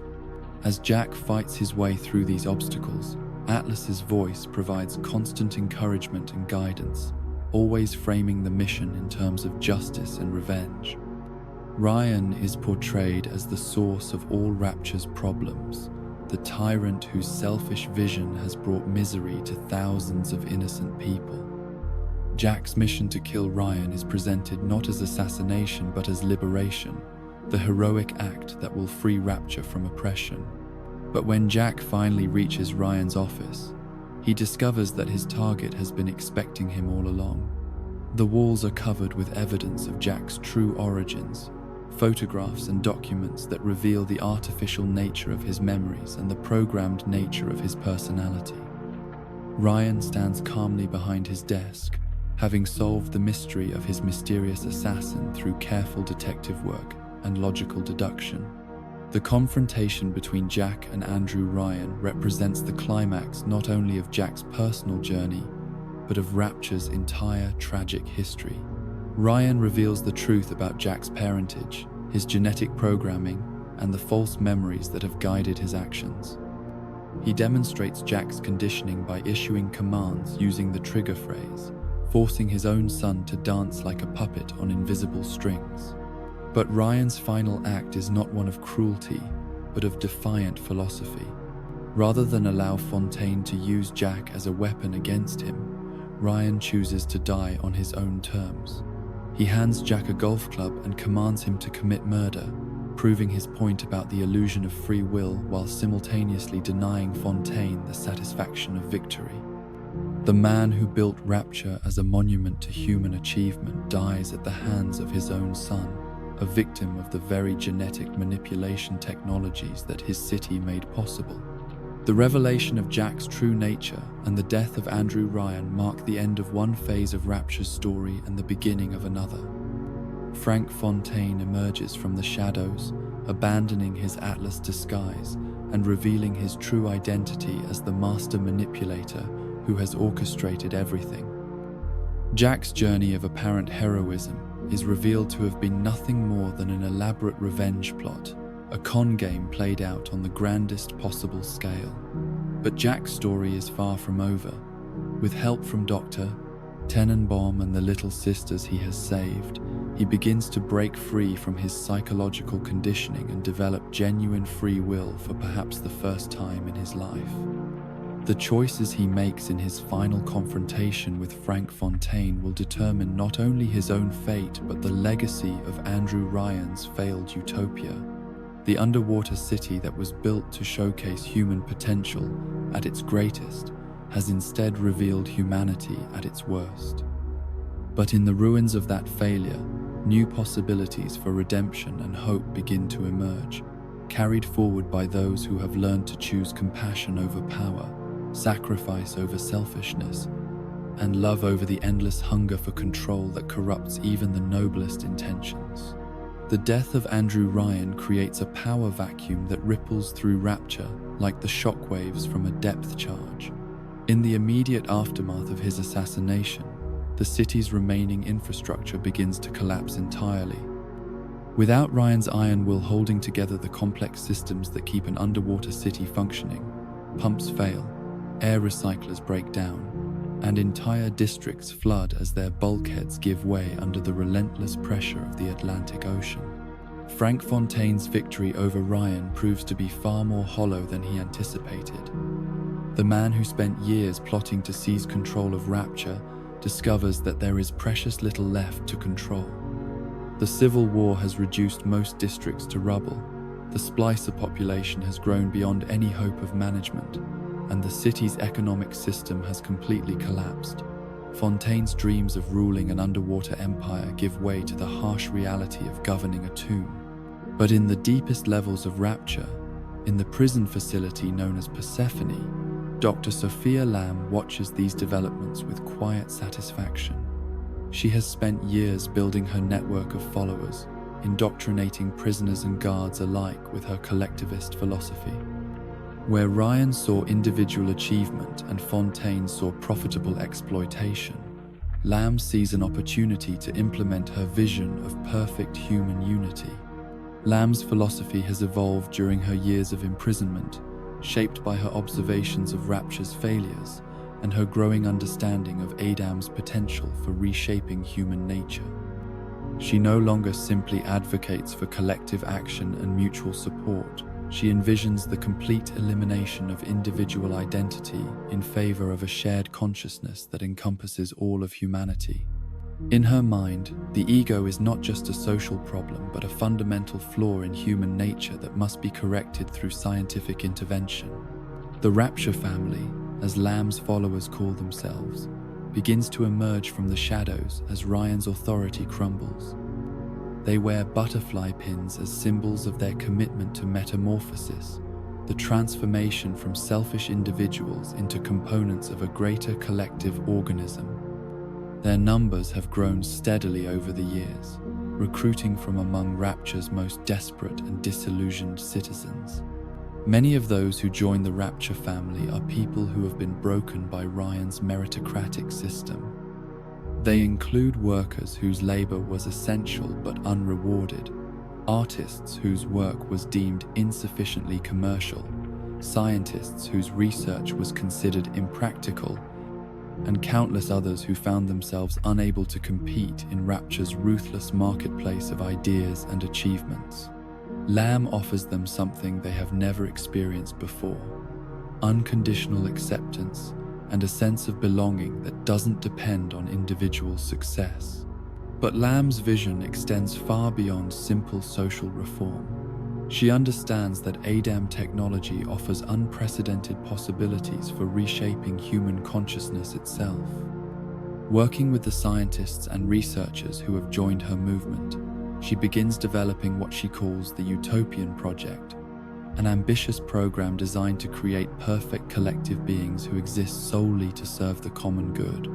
The first test subject for the Utopian project is Dr. Gil Alexander, a brilliant researcher who had previously worked on the Big Daddy program for Andrew Ryan. Alexander volunteers for the experiment, partly out of scientific curiosity and partly out of guilt over his role in creating the monstrous protectors. He genuinely believes that Lamb's vision represents humanity's best hope for transcending the selfish impulses that have brought so much suffering to the world.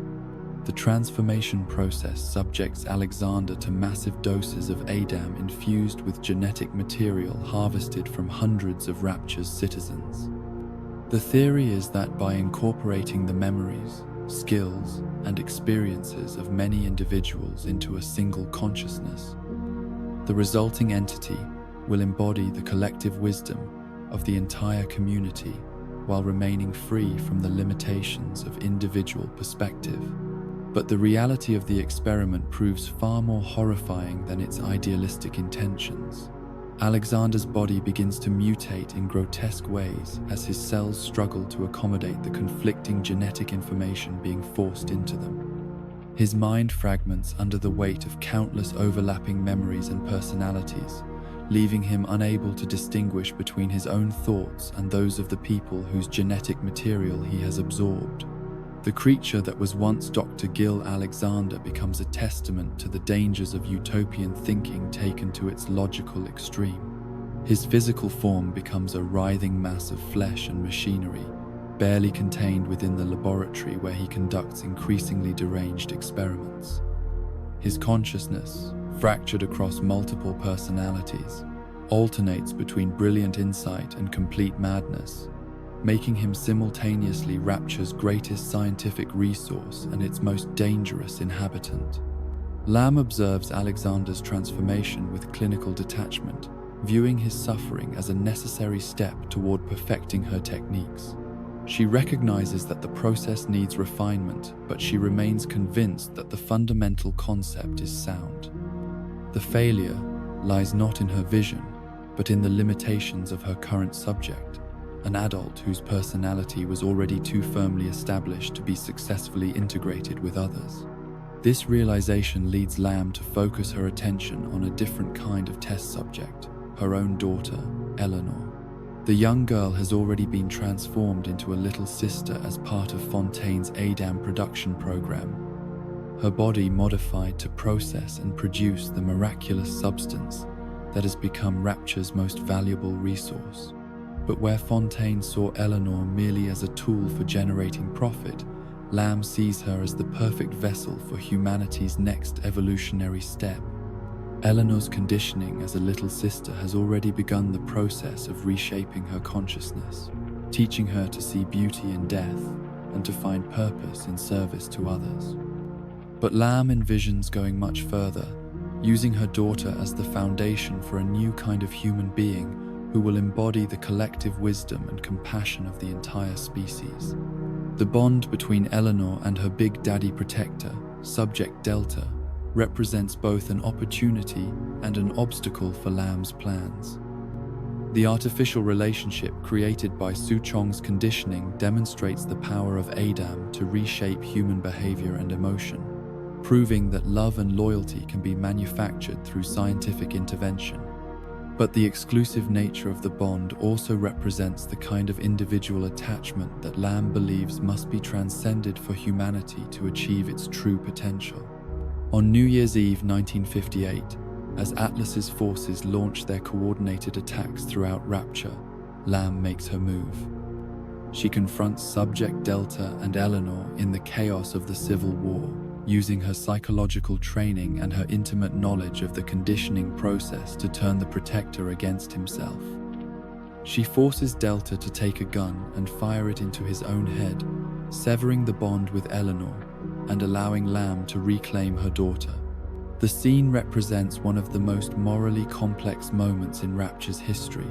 Lamb genuinely loves her daughter and believes she is saving Eleanor from a life of exploitation and degradation. But her methods reveal the same disregard for individual autonomy that characterizes all of Rapture's failed leaders. Like Ryan and Fontaine before her, Lamb is willing to cause immense suffering in pursuit of what she believes is a greater good. Eleanor's rescue from the Little Sister program begins her transformation into what Lamb hopes will be the first true utopian. The process involves careful deprogramming to remove Suchong's conditioning, followed by intensive education designed to instill Lamb's collectivist values. But Eleanor proves to be a more independent and resilient individual than her mother anticipated, retaining memories and emotions that resist Lamb's attempts at psychological manipulation. As the civil war rages throughout Rapture's upper levels, Lamb consolidates her control over the city's lower regions. The Rapture family grows in number and influence, recruiting from among the survivors of Ryan's and Fontaine's conflicts.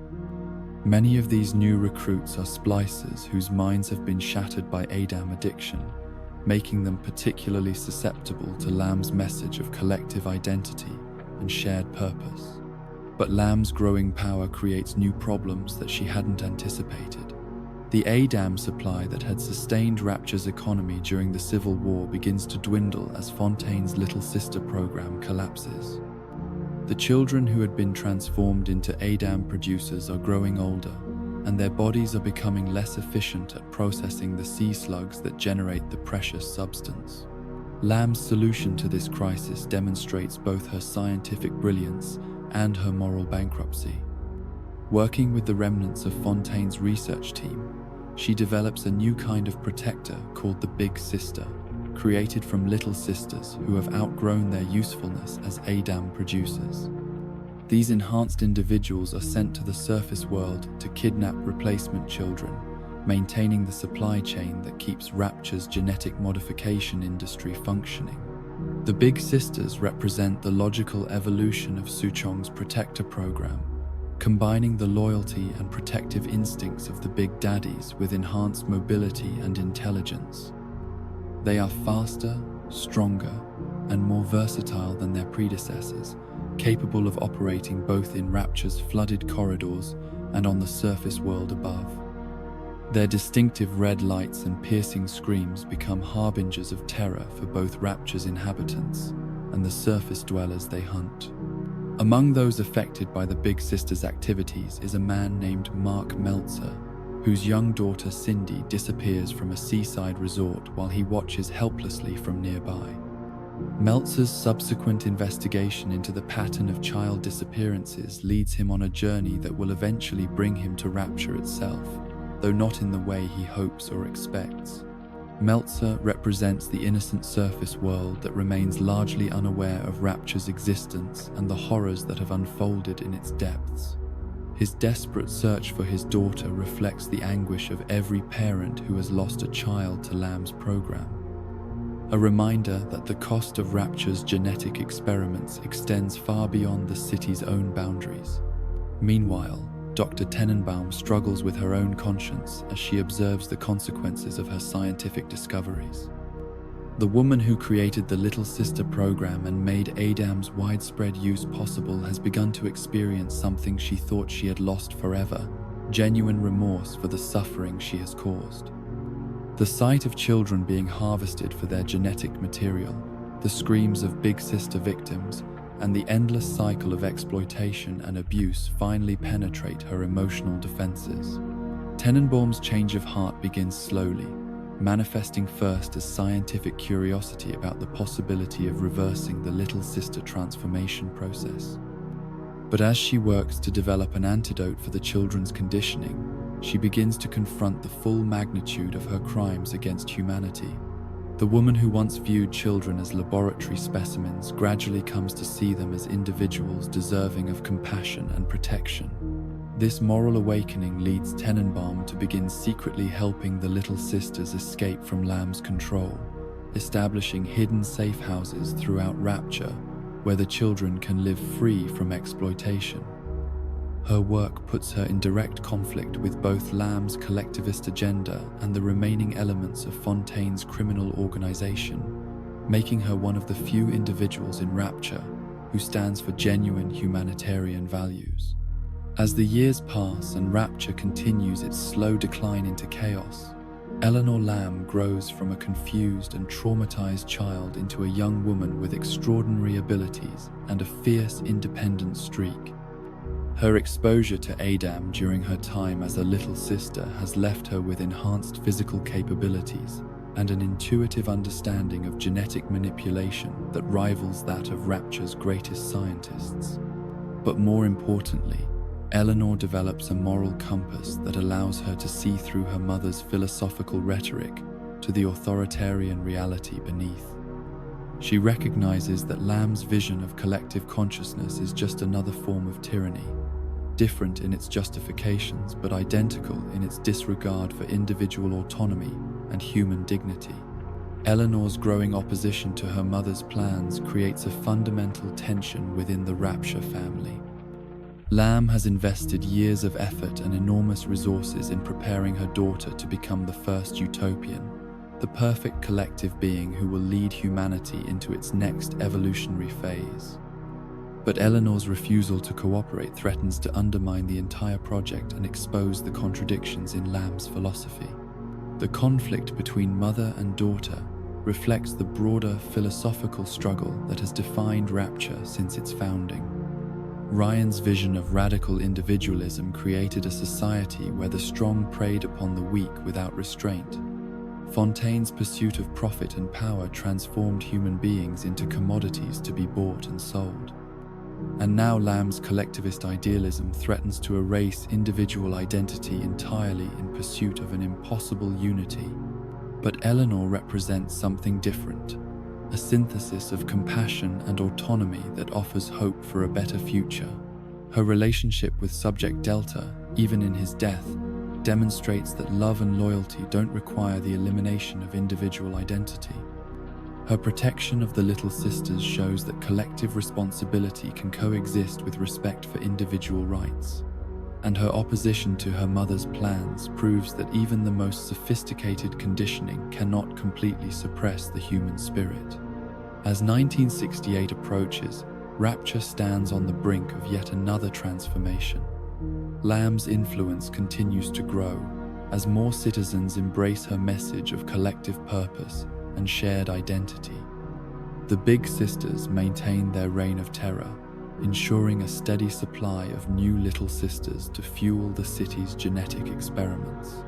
And somewhere in the depths of the ocean, the bond between Eleanor and Subject Delta begins to stir, setting the stage for a reunion that will challenge everything Sophia Lamb believes about the nature of human consciousness and the possibility of redemption.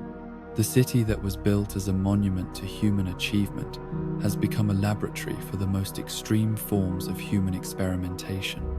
But in the midst of all this horror, the seeds of genuine hope begin to take root, carried forward by those who refuse to sacrifice their humanity on the altar of any ideology, no matter how noble its stated intentions. 10 years have passed since Subject Delta's apparent death in the chaos of New Year's Eve, and Rapture has settled into a grim routine of survival and exploitation under Sophia Lamb's rule. The Rapture family controls most of the city's remaining infrastructure, their butterfly symbols adorning the walls of districts that were once showcases of individual achievement. But in the deepest levels of the city, where the pressure of the ocean above creates an almost unbearable weight, something extraordinary is about to occur. Eleanor Lamb stands before a Vita chamber in the ruins of the Adonis luxury resort, her hands moving with practiced precision over controls that few in Rapture fully understand. The resurrection technology developed by Augustus Sinclair and Dr. Suchong has been largely forgotten in the chaos of the Civil War, but Eleanor has spent years studying the quantum mechanics and genetic reconstruction principles that make it possible to bring the dead back to life. The process requires more than just technical knowledge. It demands an emotional connection so strong that it can bridge the gap between life and death. Eleanor's bond with Subject Delta, forged during her time as a little sister and strengthened by years of separation, provides exactly that kind of connection. Her love for the man she remembers as her protector and father figure becomes the catalyst for one of the most remarkable resurrections in Rapture's history. Subject Delta awakens in the flooded ruins of what was once Rapture's most exclusive resort, his massive diving suit intact but his memories fragmented by a decade of death. The first sound he hears is Eleanor's voice, now that of a young woman rather than the child he remembers, speaking to him through the quantum entanglement that links their consciousness across space and time. She explains what has happened during his absence, how her mother has taken control of Rapture and transformed it according to her collectivist vision. But Eleanor's resurrection of Delta is not simply an act of sentiment or nostalgia. She has a specific purpose in mind, a plan that will either save Rapture from her mother's authoritarian rule or destroy what remains of the city in the attempt. She needs Delta's help to escape Rapture and reach the surface world, where she believes they can start fresh without the weight of the city's accumulated sins and failures. The reunion between Delta and Eleanor reveals how both characters have changed during their decade apart. Delta retains his protective instincts and his loyalty to Eleanor, but his experiences of death and resurrection have given him a different perspective on the nature of consciousness and identity. He is no longer simply a programmed protector, but a thinking being capable of moral reasoning and independent choice. Eleanor, meanwhile, has grown from a confused and traumatized child into a powerful young woman with abilities that rival those of Rapture's greatest scientists. Her exposure to Adam during her transformation into a little sister, combined with her natural intelligence and her mother's extensive education, has made her one of the most formidable individuals in the city. But more importantly, she has developed a moral compass that allows her to see through the philosophical rhetoric that justifies oppression and exploitation. Their journey through Rapture's districts becomes both a physical odyssey and a philosophical exploration of the choices that define human character. Delta encounters the remnants of Ryan's supporters, Fontaine's criminal organization, and Lamb's collectivist movement, each group representing a different response to the city's ongoing crisis. Some have maintained their humanity despite the overwhelming pressure to compromise their principles, while others have surrendered their moral autonomy in exchange for survival or power. In Pauper's Drop, one of Rapture's poorest districts, Delta encounters Grace Holloway, a former jazz singer who has become one of the district's community leaders. Grace represents the ordinary citizens of Rapture, people who never asked to be part of Ryan's grand experiment, but who have been forced to live with its consequences. Her reaction to Delta depends on the choices he made during his previous life, reflecting the way individual actions create ripple effects that extend far beyond their immediate circumstances. Grace's story illuminates the human cost of Rapture's ideological conflicts. She lost her lover to the Civil War, saw her community torn apart by splicer violence, and watched as her dreams of artistic success were crushed by the city's economic collapse. Yet she has managed to maintain her compassion and her commitment to helping others, proving that ordinary people are capable of extraordinary moral courage when faced with impossible circumstances. The encounter with Grace also serves as a test of Delta's own moral development. He can choose to spare her life and acknowledge the legitimacy of her grievances, or he can eliminate her as an obstacle to his mission. The choice reflects not just his immediate tactical situation, but his fundamental understanding of the relationship between individual goals and collective responsibility. As Delta progresses through the city, he encounters Stanley Poole, a former reporter whose cowardice and self-interest have made him complicit in some of Rapture's worst crimes. Poole represents the moral failures that enabled Rapture's descent into chaos, the countless small compromises and betrayals that allowed evil to flourish unchecked. His terror when confronted with the consequences of his actions reveals the psychological cost of living without moral principles. Poole's fate serves as another test of Delta's character and a reflection of Eleanor's moral development. Through their quantum connection, she observes every choice Delta makes and learns from his example. Her reactions to his decisions help shape her own understanding of justice, mercy, and the proper balance between individual autonomy and collective responsibility.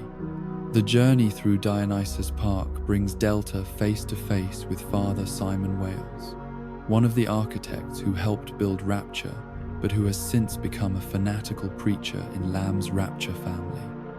Wales embodies the transformation of legitimate grievances into destructive extremism, showing how even well-intentioned reform movements can become vehicles for oppression and violence. Wales's conversion from architect to revolutionary to religious fanatic illustrates the instability of ideological commitment when it is not grounded in genuine moral principles. His willingness to use violence in pursuit of his vision of collective harmony reveals the authoritarian implications of utopian thinking, the way noble goals can justify ignoble means when carried to their logical extreme. The confrontation with Wales forces Delta to grapple with questions about the nature of redemption and the possibility of forgiveness. Can someone who has committed terrible crimes in service of a misguided cause be redeemed through genuine repentance, or does the magnitude of their actions place them beyond the possibility of moral rehabilitation? The choices Delta makes in response to these questions will influence Eleanor's own understanding of justice and mercy. The descent into Fontaine futuristics brings Delta to the heart of Rapture's scientific establishment, where the most extreme experiments in human enhancement and consciousness manipulation have taken place. Here he encounters the mutated remains of Dr. Gil Alexander, the brilliant scientist whose volunteer participation in Lamb's utopian project has transformed him into a grotesque parody of collective consciousness. Alexander's fate serves as a warning about the dangers of utopian thinking taken to its logical extreme. His transformation into Alex the Great, a megalomaniacal entity that combines scientific genius with complete moral corruption, demonstrates how the pursuit of perfection can lead to the creation of monsters. The facility he controls has become a nightmare laboratory where human beings are treated as raw material for increasingly deranged experiments. The encounter with Alexander forces Delta to confront the full implications of Lamb's philosophy and the methods she is willing to use to achieve her vision of collective harmony. The creature that was once a respected scientist has become living proof that good intentions are not enough to justify the violation of human dignity and autonomy. Delta's choice regarding Alexander's fate reflects his understanding of mercy and justice in their most complex forms. Is it more merciful to end the suffering of someone who has been transformed into a monster, or to preserve their life in hope that some trace of their original humanity might be recovered? The decision illuminates the moral complexity that characterizes all meaningful ethical choices. Finally, Delta reaches Persephone, the underwater prison where Sophia Lamb has established her headquarters and where Eleanor is being held against her will. The facility represents the physical embodiment of authoritarian control, a place where individual identity is systematically destroyed in pursuit of collective conformity. Lamb's confrontation with Delta reveals the full extent of her philosophical evolution since their last meeting. She no longer simply advocates for collective responsibility and mutual aid. She demands the complete elimination of individual consciousness in favor of a shared identity that encompasses all of humanity. In her vision, Delta and Eleanor represent not love and loyalty, but dangerous attachments that must be severed for the greater good of the species. The climactic sequence in Persephone forces all the major characters to confront the ultimate implications of their beliefs and choices. Lamb attempts to sever the bond between Delta and Eleanor by stopping the young woman's heart, believing that Delta's programmed dependence on her will cause him to fall into a coma and cease to be a threat to her plans. But Eleanor's apparent death and subsequent resurrection reveal the true nature of the connection between her and Delta. Their bond transcends the artificial conditioning created by Souchong's experiments, representing genuine love and loyalty that cannot be destroyed by scientific manipulation or ideological rhetoric. Eleanor's choice to save herself and Delta demonstrates that individual autonomy and collective responsibility are not mutually exclusive, but can be synthesized into something greater than either alone. The escape from Persephone becomes a test not only of Delta's physical capabilities, but of the moral lessons he has learned throughout his journey. The choices he has made regarding Grace, Stanley, Wales, and Alexander have shaped Eleanor's understanding of justice and mercy, preparing her for the ultimate decision she must make regarding her mother's fate. As the underwater prison begins to collapse around them, Eleanor faces the choice that will define her character and determine her future. She can allow her mother to drown, punishing her for years of manipulation and authoritarian control, or she can save her, demonstrating that forgiveness and compassion are possible even in the face of the greatest betrayals. Eleanor's decision reflects not only her own moral development, but the cumulative impact of Delta's choices throughout their reunion. If Delta has consistently chosen mercy and restraint, Eleanor learns the value of forgiveness and the possibility of redemption. If he has chosen violence and revenge, she learns that some actions are unforgivable and that justice sometimes requires harsh measures. The final moments of their escape from Persephone reveal the full scope of Eleanor's abilities and the extent to which she has internalized the moral lessons of their journey together. Her power to manipulate Adam and reshape reality at the molecular level makes her one of the most dangerous individuals in the world, but her choices about how to use that power demonstrate her commitment to principles of compassion and justice. The parallel story of Charles Porter and the Thinker in Minerva's Den provides a counterpoint to the main narrative, showing how love and loss can drive individuals to create artificial replacements for human connection.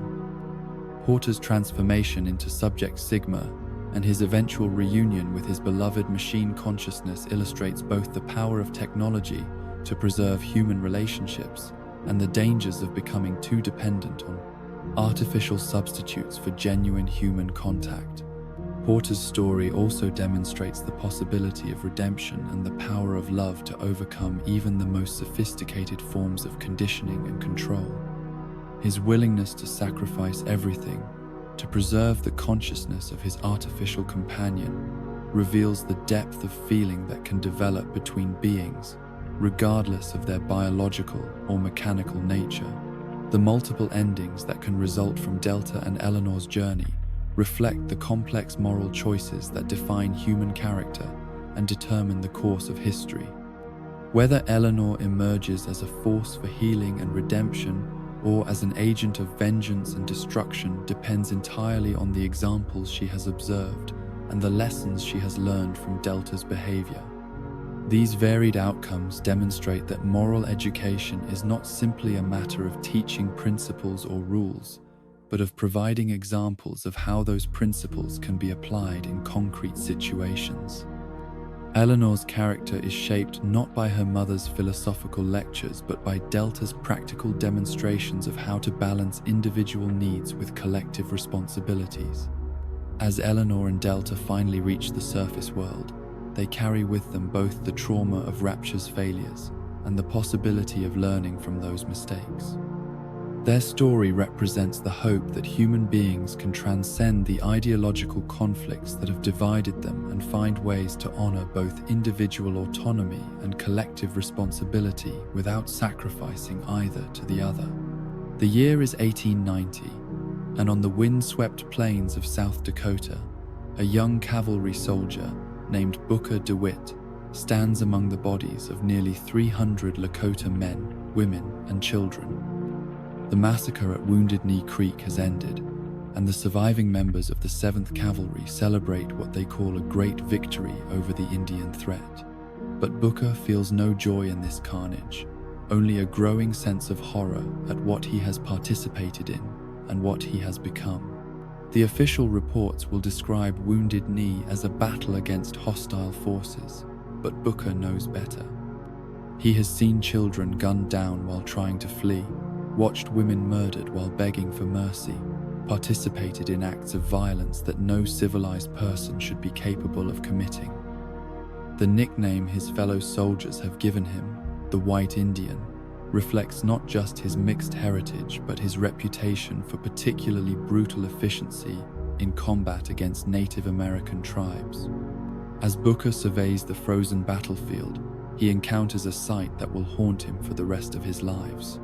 An infant girl lies crying beside her dead mother, somehow having survived the massacre that claimed her entire family. For a moment, something approaching compassion stirs in Booker's heart, and he considers trying to save the child. But his commanding officer appears and orders him to finish the job, to eliminate all witnesses to what happened here. The choice Booker makes in this moment reveals the depth of his moral corruption. Without hesitation, he raises his rifle and fires, silencing the infant's cries forever. The act earns him commendation from his superiors and the Medal of Honor from a government grateful for his service in pacifying the frontier. But it also completes his transformation from a man capable of feeling guilt and shame into something far more dangerous and amoral. Yet, even as Booker accepts the praise and rewards for his actions at Wounded Knee, something deep within him rebels against what he has become. The guilt and horror he tried to suppress through violence and alcohol refused to stay buried. He begins to experience nightmares, flashbacks, and moments of overwhelming remorse that threaten to destroy his sanity. It is in this state of psychological crisis that Booker encounters Preacher Whiting, a traveling evangelist who offers salvation through baptism and rebirth in Christ. Whiting speaks of the possibility of washing away sin through complete immersion in sacred waters, of emerging from the baptismal font as a new person free from the burdens of past mistakes. The promise of redemption without consequence appeals powerfully to Booker's desperate need for absolution. But when the moment comes to accept or reject the preacher's offer, Booker faces a choice that will literally create two different timelines, two different versions of himself that will shape the future in fundamentally different ways. In one timeline, he accepts the baptism and emerges from the water convinced that his sins have been forgiven and that he has been reborn as a righteous man. In another timeline, he rejects the preacher's promise, recognizing that no amount of ritual or prayer can truly erase the horror of what he has done. In the timeline where Booker accepts baptism, he emerges from the river with a new name and a radically transformed worldview. Zachary Hale Comstock abandons his birth identity entirely, embracing instead a persona built around religious authority and prophetic vision.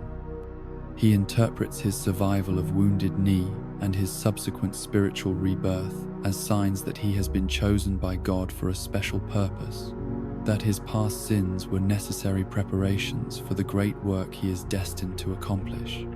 Comstock's transformation from guilty soldier to self-proclaimed prophet represents one of the most dangerous forms of psychological denial, the conversion of shame into righteousness, of personal failure into divine mission. Rather than confronting the horror of his actions at Wounded Knee, he reinterprets them as necessary steps in God's plan for American greatness. The massacre becomes not a crime against humanity, but a sacred duty performed in service of a higher cause. This psychological transformation allows Comstock to function without the crushing weight of guilt that might otherwise destroy him, but it comes at the cost of any genuine moral development or self-awareness. He becomes capable of justifying any action, no matter how cruel or destructive, by claiming divine sanction for his behavior. The man who once felt horror at murdering an innocent child now believes that such actions are not only acceptable but holy when performed by those chosen to serve God's will. Comstock's new identity attracts the attention of other individuals who share his vision of American exceptionalism and white racial superiority. Among these is Rosalind Lutess, a brilliant physicist whose research into quantum mechanics has led her to discoveries that seem to border on the miraculous. Lutes has developed techniques for manipulating subatomic particles in ways that allow objects to remain suspended in space without any visible means of support. The partnership between Comstock and Lutes represents the fusion of religious extremism with scientific innovation, a combination that proves both powerful and dangerous. Comstock provides the vision and leadership necessary to turn Lutece's theoretical discoveries into practical applications, while Lutece provides the technical knowledge needed to make Comstock's impossible dreams become reality. Lutece's research centers on what she calls quantum levitation, though her understanding of the phenomenon goes far beyond simple magnetic suspension. She has discovered that certain particles can be made to exist in a state of quantum superposition, simultaneously present in multiple locations and responsive to conscious observation in ways that seem to violate the basic laws of physics. These Lutece particles, as they come to be known, can be used to create stable fields that support enormous weights while requiring minimal energy input. But Lutece's most remarkable discovery comes when she realizes that her quantum fields can be used to create tears in the fabric of space-time itself, windows that allow observation of and eventually travel between parallel universes. Through these tears, she makes contact with alternate versions of herself, including a male variant named Robert who exists in a parallel timeline where gender roles and historical events have unfolded differently. The collaboration between the two Luteces, communicating across dimensional barriers through quantum entanglement, leads to breakthroughs that revolutionize their understanding of reality itself.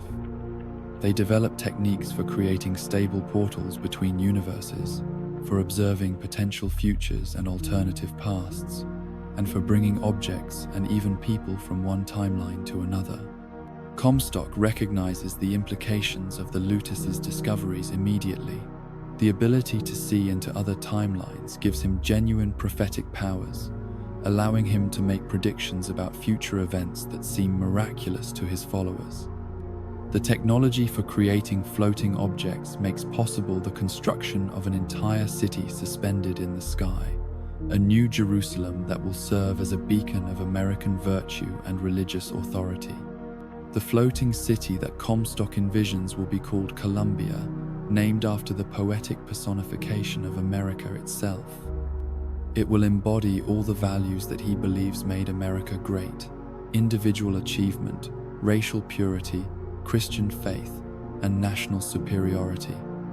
Columbia will serve as both a demonstration of American technological prowess and a sanctuary where those values can be preserved and protected from the corrupting influences of the modern world. Construction of Columbia begins in secret, funded by a consortium of wealthy Americans who share Comstock's vision of national greatness and racial hierarchy. The project requires enormous resources and unprecedented engineering challenges, but the Lutece technology makes possible what would otherwise be impossible. Massive structures are constructed on the surface and then lifted into the sky using quantum levitation fields, creating a city that floats among the clouds like something from a fairy tale. The design of Columbia reflects Comstock's ideological priorities in every detail. The architecture combines classical American motifs with Christian symbolism, creating a visual language that reinforces the city's claims to divine sanction and national authenticity. Statues of the Founding Fathers are presented as religious figures, their words treated as sacred scripture rather than political philosophy. The city's political structure is dominated by Comstock's Founders Party, an organization dedicated to preserving what they see as true American values against the corrupting influences of immigration, socialism, and racial mixing. The founders promote a vision of society based on strict racial hierarchy, with white Anglo-Saxon Protestants at the top and all other groups relegated to subordinate positions or excluded entirely. But Columbia's founding principles contain inherent contradictions that will eventually lead to conflict and violence. The city celebrates freedom and individual achievement, while denying basic rights to anyone who doesn't fit its narrow definition of acceptable citizenship. It claims divine sanction while practicing oppression and exploitation that violate the most basic principles of Christian charity and justice. These contradictions become evident as Colombia's population grows and its social structure becomes more complex. The city requires workers to maintain its infrastructure and operate its industries, but the ideology of racial superiority makes it difficult to integrate non-white laborers into the community. Instead, they are confined to specific districts and subjected to various forms of legal and social discrimination that create resentment and instability. Among those who suffer under Colombia's racial hierarchy is Daisy Fitzroy, a young African-American woman who comes to the city hoping to find better opportunities than those available on the surface. Initially employed as a domestic servant in Comstock's own household, Fitzroy witnesses firsthand the hypocrisy and cruelty that characterize the city's elite. She sees how people who claim to be guided by Christian principles treat their servants and workers with casual brutality and contempt. Fitzroy's transformation from hopeful immigrant to revolutionary leader reflects the inevitable consequences of systemic oppression and injustice. When she is falsely accused of murdering Lady Comstock and forced to flee for her life, she becomes a symbol of resistance for all those who have been marginalized and abused by Colombia's racial hierarchy. Her organization, the Vox Populi, grows from a small group of discontented workers into a full-scale revolutionary movement. The circumstances surrounding Lady Comstock's death reveal another layer of corruption and moral compromise within Colombia's leadership. Annabelle Comstock had grown increasingly disturbed by her husband's authoritarian tendencies and his treatment of Elizabeth, the mysterious child who had appeared in their household under circumstances that Comstock refused to explain. Her growing questions about Elizabeth's origins and her husband's methods posed a threat to his carefully constructed image as a divinely inspired leader. When Lady Comstock threatened to reveal the truth about Elizabeth's parentage and the violent methods used to acquire her, Comstock made the decision to have her murdered. The crime was carefully orchestrated to appear as though Daisy Fitzroy had committed it during a burglary, providing both a convenient scapegoat and a justification for increased repression of Colombia's minority populations. The development of Vigors, Colombia's answer to Rapture's plasmids, represents another attempt to use scientific advancement to solve social and political problems. Jeremiah Fink, the city's leading industrialist, collaborates with researchers in parallel universes to develop drinkable genetic modification serums that grant superhuman abilities without the obvious physical side effects that characterize Rapture's technology. But like so many of Colombia's innovations, the Vigors serve primarily to reinforce existing power structures rather than to improve life for ordinary citizens. They are expensive luxuries, available mainly to the wealthy elite, who use their enhanced abilities to maintain their dominance over the working classes. Rather than creating opportunities for advancement and social mobility, the Vigors simply give those who already have power even greater advantages over those who lack it. Fink's collaboration with researchers in alternate timelines, particularly Dr. Yi Suchong in Rapture, demonstrates the interconnected nature of scientific progress and moral compromise across different realities. Through Tears in Space-Time, Fink observes Suchong's work on the Big Daddy program and adapts those techniques to create Songbird, Elizabeth's mechanical guardian and jailer. The creation of Songbird represents the pinnacle of Colombia's technological achievement and the ultimate expression of its authoritarian impulses. Based on designs stolen from Rapture's Protector program, Songbird combines mechanical precision with biological loyalty, creating a guardian who will protect Elizabeth from external threats while preventing her from escaping her captivity. But the bond between Elizabeth and Songbird proves more complex than Comstock anticipated. Rather than simply accepting her role as prisoner and protected ward, Elizabeth develops genuine affection for her mechanical guardian, while simultaneously resenting the restrictions he represents. This emotional ambivalence reflects her broader relationship with Columbia itself, torn between appreciation for the culture and education she has received, and anger at the limitations placed on her freedom. As Columbia's social tensions escalate, Comstock becomes increasingly paranoid and authoritarian. He establishes extensive surveillance systems to monitor the population for signs of disloyalty or subversion. He creates youth organizations designed to indoctrinate children with Founders' ideology from an early age.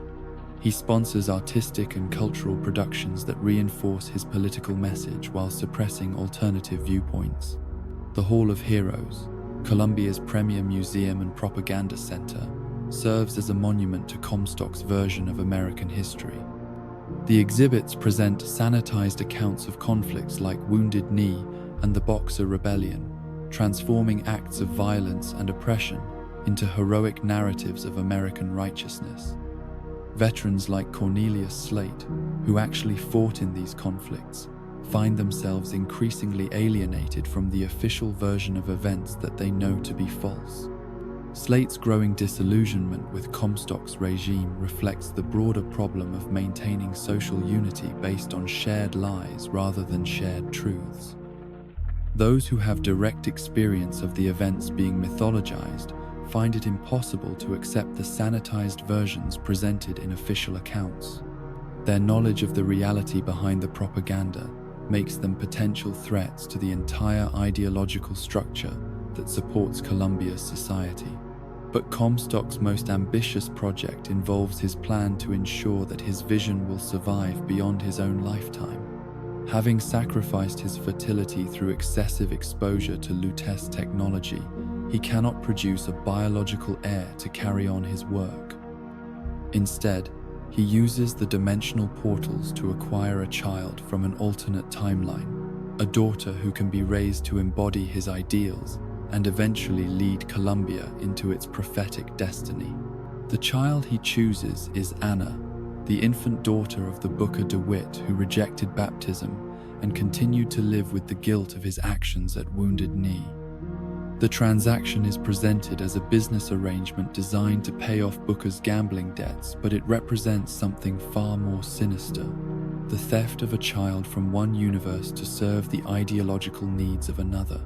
The portal transfer goes tragically wrong when Booker tries to reclaim his daughter at the last moment. As Anna is pulled through the dimensional gateway, the closing portal severs the tip of her little finger, leaving her existing simultaneously in two different realities. This quantum superposition gives her natural abilities similar to those of the Luteces themselves, allowing her to create tiers between universes and to observe alternate timelines. Renamed Elizabeth and raised in isolation on Monument Island, Anna becomes both Comstock's greatest achievement and his most dangerous vulnerability. Her natural ability to manipulate quantum forces makes her potentially more powerful than anyone in Columbia, but her isolation and the traumatic circumstances of her arrival create psychological conflicts that resist Comstock's attempts at indoctrination. Elizabeth's education combines intensive academic study with carefully controlled exposure to Comstock's ideology. She learns multiple languages, studies history and literature, and develops sophisticated understanding of art and culture. But she also receives constant instruction in the Founders' racial theories and religious doctrines, designed to shape her into the perfect vessel for carrying Comstock's vision into the future. The tower on Monument Island serves as both Elizabeth's home and her prison, a beautiful cage designed to contain her powers while providing her with every luxury except freedom. The building's architecture reflects the broader contradictions of Columbia itself, combining elegance and sophistication with fundamental restrictions on human autonomy and dignity. As Elizabeth grows from child to young woman, her natural curiosity and intelligence lead her to question the assumptions and beliefs that have been imposed on her. She begins to see through the propaganda and indoctrination, recognizing the contradictions between Columbia's stated ideals and its actual practices. Her growing independence and critical thinking represent exactly the kind of threat that authoritarian systems cannot tolerate. The tears that begin appearing throughout Columbia as Elizabeth's powers develop offer glimpses into alternate realities where different choices have led to different outcomes. Some show technological marvels that could improve life for everyone in Columbia. Others reveal the consequences of the city's racist and oppressive policies. These visions of alternative possibilities fuel Elizabeth's growing discontent with the limited role she has been assigned. The siphons installed throughout Monument Island represent Comstock's attempt to control Elizabeth's abilities while maintaining the illusion of care and protection. These devices drain her power and prevent her from opening tears at will, but they also serve as constant reminders that her apparent freedom is actually a carefully maintained illusion. By 1912, Columbia stands at the peak of its technological achievement and cultural confidence, but the social and political tensions that have been building since its founding are approaching a breaking point. The Vox Populi have grown from a marginal resistance movement into a serious threat to founders' control. Elizabeth's powers have developed to the point where she can no longer be safely contained. And somewhere in the alternate timeline from which she was stolen, her biological father is about to embark on a journey that will bring all these contradictions and conflicts to their inevitable climax. The stage is set for a confrontation that will expose the fundamental flaws in Columbia's founding vision and force all its inhabitants to confront the consequences of building a society based on exclusion, oppression, and the denial of basic human dignity. The city that was meant to preserve American ideals will instead reveal how those ideals can be corrupted when they are divorced from genuine compassion and justice.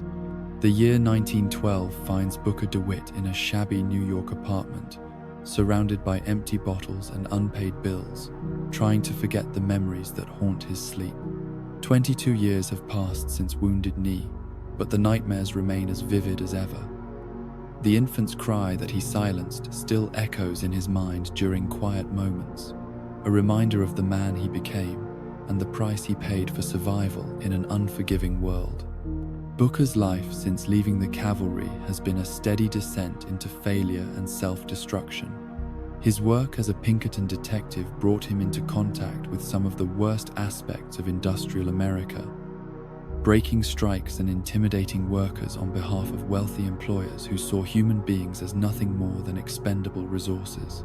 The violence and moral compromise required by his job only added to his psychological burden, driving him deeper into alcoholism and gambling addiction. The marriage to Anna's mother, Annabelle, represented Booker's last attempt to find redemption through love and family. For a brief time, it seemed as though he might escape the cycle of violence and guilt that had defined his adult life. Annabelle saw something good in him that he had long since stopped seeing in himself, and their relationship offered the possibility of building something beautiful from the wreckage of his past.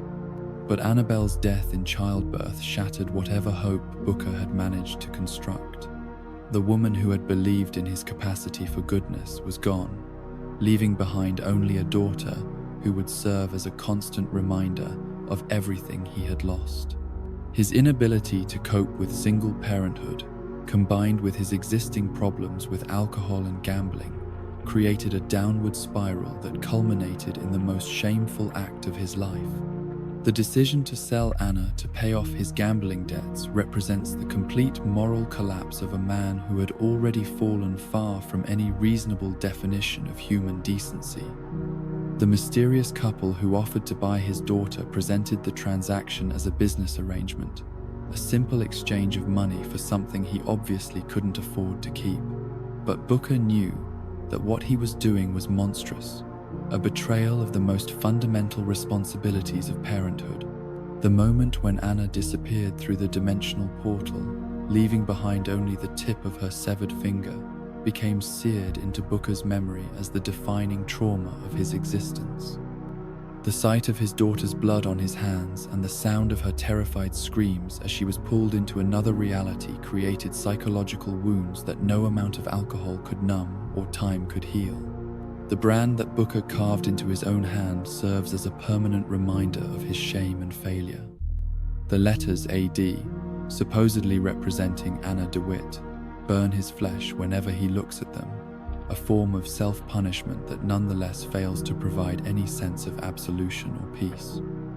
The scar becomes both a confession of his crimes and a promise that he will never forget what he has done. 20 years pass in a haze of alcohol and increasingly desperate attempts to escape the consequences of his actions. Booker's work as a private investigator becomes more sordid and less legitimate as his reputation suffers and his drinking worsens.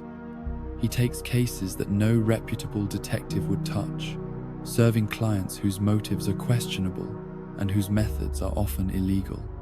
It is in this state of personal and professional degradation that Booker encounters Robert and Rosalind Lutece, the mysterious twins who claim to represent parties interested in recovering a young woman from a dangerous situation.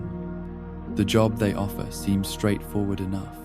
Travel to an undisclosed location, retrieve a girl named Elizabeth, and return her safely to New York. The payment they offer is exactly enough to clear his most pressing debts and provide a fresh start. What Booker doesn't realize is that the Luteces are not human beings in any conventional sense, but quantum entities capable of existing across multiple timelines simultaneously. They have observed the consequences of Comstock's actions and Elizabeth's captivity, and they understand that the only way to prevent a future catastrophe is to bring Booker to Columbia and force him to confront the alternate version of himself that he became in another timeline. The boat ride to the lighthouse represents Booker's unknowing passage between worlds, though his mind struggles to process the reality of interdimensional travel. The Luteces engage him in philosophical conversation about the nature of choice and determinism, discussing whether human beings have genuine free will or are simply following predetermined paths that they mistake for independent decisions.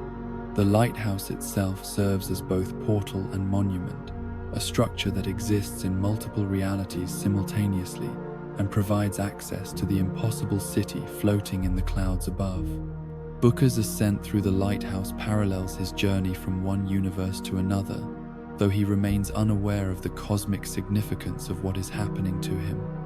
His first glimpse of Columbia reveals a city that surpasses even his most fantastic imaginings, a technological marvel that seems to defy the basic laws of physics and engineering. The floating buildings, connected by skylines and rail systems, create a three-dimensional urban environment unlike anything that has ever existed on Earth. The sight is both beautiful and unsettling, suggesting possibilities that challenge his understanding of what is real and achievable. The baptism that Booker undergoes upon entering Columbia serves multiple symbolic functions. On one level, it represents his initiation into the city's religious culture and his acceptance of Comstock's authority. On another level, it foreshadows the ultimate revelation about his relationship to Columbia's founder and the choice that created their divergent paths. Booker's exploration of Columbia reveals a society that has achieved remarkable technological advancement while remaining morally and politically backward. The city's architecture and public spaces showcase artistic and engineering achievements that rival anything produced by human civilization, but the social relationships that govern daily life are characterized by oppression, exploitation, and casual cruelty. The raffle that Booker inadvertently participates in provides his first direct exposure to Columbia's racial ideology and the violent methods used to enforce social hierarchy. The interracial couple who have been selected for public humiliation represent all those who challenge the founder's vision of racial purity and social order. Booker's refusal to participate in their abuse marks him as a potential threat to the system and triggers the series of conflicts that will define his time in Columbia.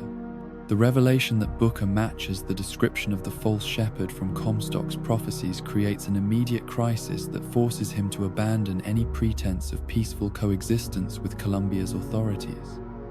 His brand, which he has carried as a private symbol of shame and guilt, becomes a public mark of identification that makes him a target for every security force in the city. The skyhook that Booker acquires becomes both weapon and transportation device, allowing him to navigate Columbia's three-dimensional environment while fighting off the various forces that seek to capture or kill him. The rail system that connects Columbia's floating structures creates opportunities for spectacular chases and battles that showcase the city's technological marvels while highlighting the violence that underlies its apparent Besesdies. Prosperity. Booker's encounter with Elizabeth in the tower on Monument Island represents the first meeting between father and daughter since the traumatic separation 20 years earlier. Neither recognizes their true relationship to the other, but both feel an immediate emotional connection that transcends their conscious understanding. Elizabeth's joy at meeting another human being reflects the isolation and loneliness that have defined her existence, while Booker's protective instincts reveal psychological patterns that he cannot consciously explain. Elizabeth's abilities to create tears in reality become both a blessing and a curse as their relationship develops. Her power to access alternate timelines and parallel universes offers practical advantages in their struggle to escape Columbia, but it also creates moral and philosophical challenges that neither is prepared to address. Each tier reveals possibilities that might have been, choices that could have led to different outcomes, alternate versions of themselves and their world. The destruction of Monument Island and their subsequent fall into Battleship Bay serves as a symbolic rebirth for both characters. Elizabeth emerges from her captivity with new awareness of her power and potential, while Booker begins to confront the buried memories and suppressed emotions that have shaped his adult life.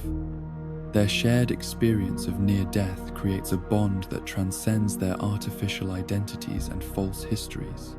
The journey through Columbia's various districts exposes them to the full range of human experience within Comstock's society. They encounter artists and intellectuals who have been corrupted by ideology, workers and servants who struggle to maintain their dignity under oppression, revolutionaries who fight against injustice while committing their own atrocities, and ordinary citizens who try to live decent lives in an indecent system. Elizabeth's transformation from sheltered, innocent to hardened survivor reflects the inevitable consequences of exposure to Columbia's underlying violence and moral corruption. Her first experience of killing, when she stabs Daisy Fitzroy to save Jeremiah Fink's son, marks a turning point in her psychological development and her understanding of the complex relationship between justice and mercy. The revelation that Elizabeth is Comstock's adopted daughter creates additional layers of complexity in her relationship with Booker, though neither yet understands the full implications of this connection. The discovery forces both characters to grapple with questions about identity, family, and the nature of love that transcends biological relationships. Their exploration of alternate timelines through Elizabeth's tears reveals the infinite complexity of choice and consequence that governs human existence. Each decision creates new possibilities while foreclosing others, generating infinite variations on themes of love, loss, redemption, and destruction. The multiple versions of themselves that they encounter serve as mirrors reflecting the paths not taken and the choices not made.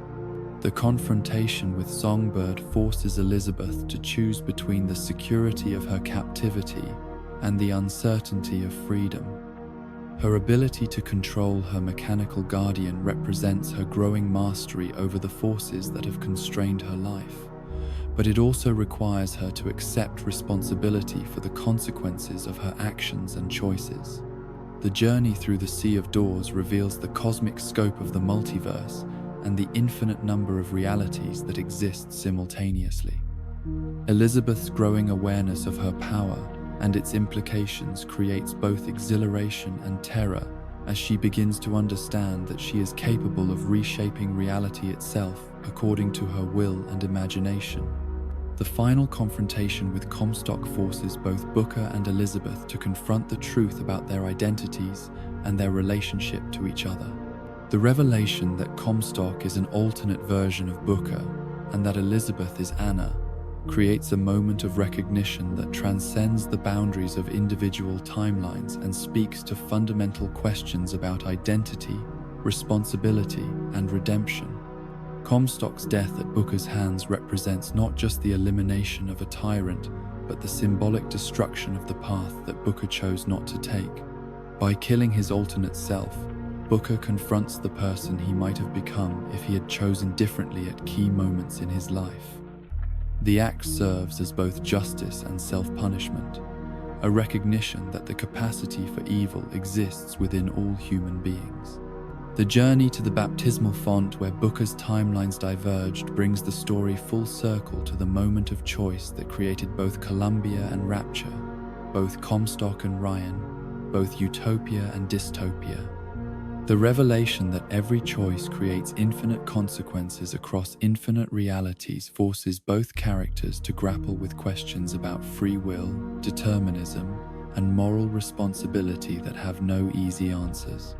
Elizabeth's decision to prevent Comstock's existence by drowning Booker before he can make the choice that leads to his transformation represents the ultimate sacrifice of love. She chooses to erase her own existence rather than allow the cycle of violence and oppression to continue across infinite timelines. Her action demonstrates that genuine love sometimes requires the willing acceptance of loss and destruction for the sake of preventing greater harm. The final scenes of their story reveal both the power and the limitations of choice in determining human destiny. While Elizabeth's intervention prevents the specific timeline that led to Columbia's creation, it cannot eliminate the fundamental human capacity for both creation and destruction, love and hatred, wisdom and folly that defines the human condition across all realities. In the endless sea of possibilities that stretches across infinite realities, there exists a universe where the drowning of Booker DeWitt at the baptismal font failed to prevent every version of Zachary Comstock from coming into existence. In this particular timeline, the guilt-ridden man who had sold his daughter to pay gambling debts managed to escape the cosmic justice that Elizabeth thought she had imposed upon all versions of her father. This final Comstock, having witnessed Anna's death during the botched transfer between realities, finds himself overwhelmed by remorse and self-loathing that exceeds even his alternate self's capacity for psychological denial. The sight of the infant's head being severed by the closing portal shatters whatever emotional barriers he had constructed to protect himself from the consequences of his actions. For the first time since Wounded Knee, Zachary Comstock experiences genuine horror at what he has become. The Lutece twins, recognizing that this version of Comstock represents a unique anomaly in their carefully orchestrated plan to eliminate all timelines that lead to Columbia's creation, offer him a form of escape that is both merciful and cruel. They transport him to a reality where Columbia never existed, where Andrew Ryan's underwater city of Rapture stands as the monument to human achievement and folly. The transition from one reality to another proves traumatic for Comstock's psyche, stripping away not only his prophetic abilities and religious authority, but also much of his memory of who he was and what he had done.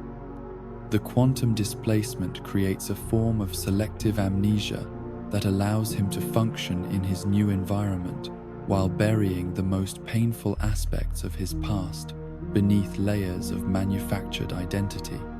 In this new reality, Comstock becomes Booker DeWitt once again, though not the same Booker who sold his daughter to pay his debts. This version carries different scars and different guilts, shaped by experiences in Columbia that he can no longer fully remember. He establishes himself as a private investigator in Rapture's shadowy underworld, taking cases that remind him of his lost detective skills, while avoiding questions about his mysterious past. The Rapture that this displaced Comstock inhabits is a city on the brink of civil war, where Andrew Ryan's objectivist paradise has begun to crack under the weight of its own contradictions. The discovery of Adam has created new possibilities for human enhancement, but it has also introduced forms of addiction and social stratification that threaten the stability of the entire society. Frank Fontaine's criminal empire grows stronger each day, while Ryan's security forces struggle to maintain order in an increasingly chaotic environment. By New Year's Eve 1958, this booker has spent months trying to build a new life in Rapture, while the city tears itself apart in civil war. The conflict between Andrew Ryan and Frank Fontaine creates opportunities for someone with his particular skills, and he finds work investigating missing persons, adultery cases, and other domestic problems that persist even in the midst of social collapse. It is during this period of apparent stability that Elizabeth appears in his office, though she too has been transformed by her passage between realities. Her omniscient powers have been stripped away, leaving her with only fragments of her former abilities and incomplete memories of the cosmic events that brought her to this place. She remembers enough to know that Comstock must be punished for his crimes, but not enough to understand the full implications of what she is attempting to accomplish. The Elizabeth who enters Booker's office in Rapture is no longer the young woman who drowned her father at the baptismal font, but neither is she the innocent girl who was imprisoned on Monument Island. She exists in a liminal state between her various incarnations, carrying memories and motivations from multiple timelines that sometimes conflict with each other in ways that create psychological tension and uncertainty. The case that Elizabeth brings to Booker involves a missing child named Sally, one of the countless orphans created by Fontaine's collapse and Ryan's subsequent crackdown on charitable organizations. Elizabeth claims that Sally is still alive despite official reports of her death, and she offers to pay Booker handsomely for his help in finding and rescuing the girl.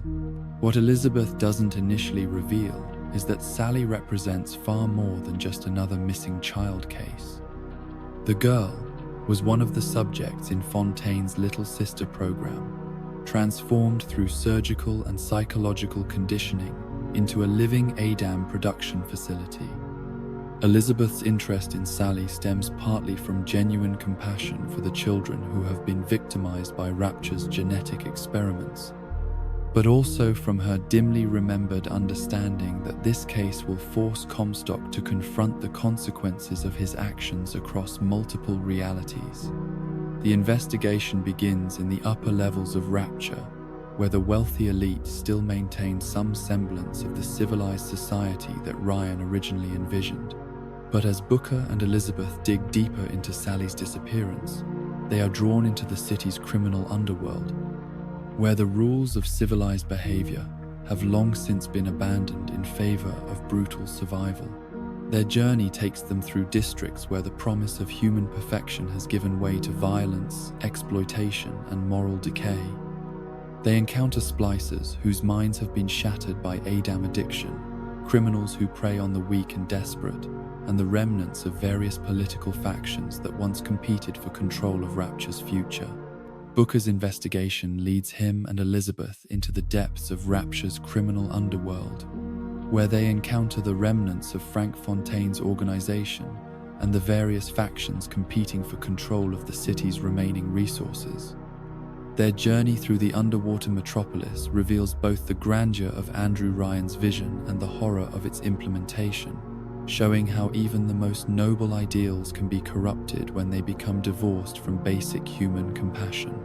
The search for Sally takes them through locations that mirror Booker's experiences in Colombia, creating a sense of déjà vu that troubles him without triggering complete recollection of his suppressed memories. The parallels between Ryan's objectivist paradise and Comstock's religious utopia become increasingly apparent as they explore districts where the promise of human perfection has given way to violence, exploitation, and moral decay. Sandra Cohen's nightclub provides the setting for one of their most disturbing encounters, as the mad artist subjects them to a twisted performance that echoes the sadistic entertainment Booker witnessed in Columbia's Hall of Heroes. Cohen's demand that they dance for his inspiration becomes a grotesque parody of the formal events that once celebrated Columbia's cultural achievements, revealing how artistic creativity can be perverted when it serves authoritarian purposes. The nightclub itself reflects the broader decay that has infected Rapture's cultural institutions.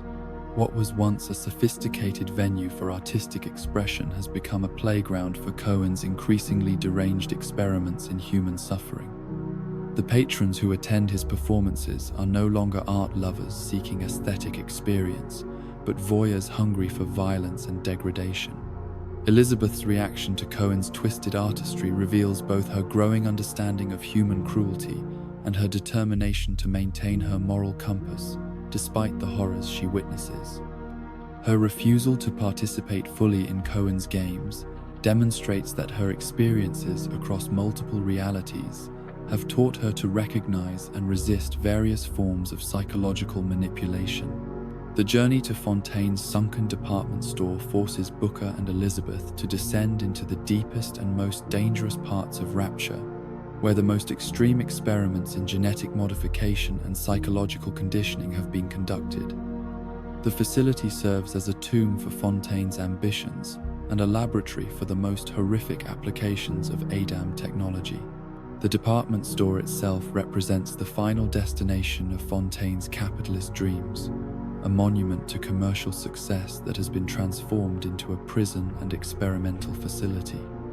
The irony of this transformation reflects the broader failure of both Ryan's objectivism and Fontaine's opportunism to create sustainable and humane forms of social organization. As they navigate the store's flooded corridors and abandoned departments, Booker and Elizabeth encounter evidence of the systematic abuse and exploitation that characterized Fontaine's final years.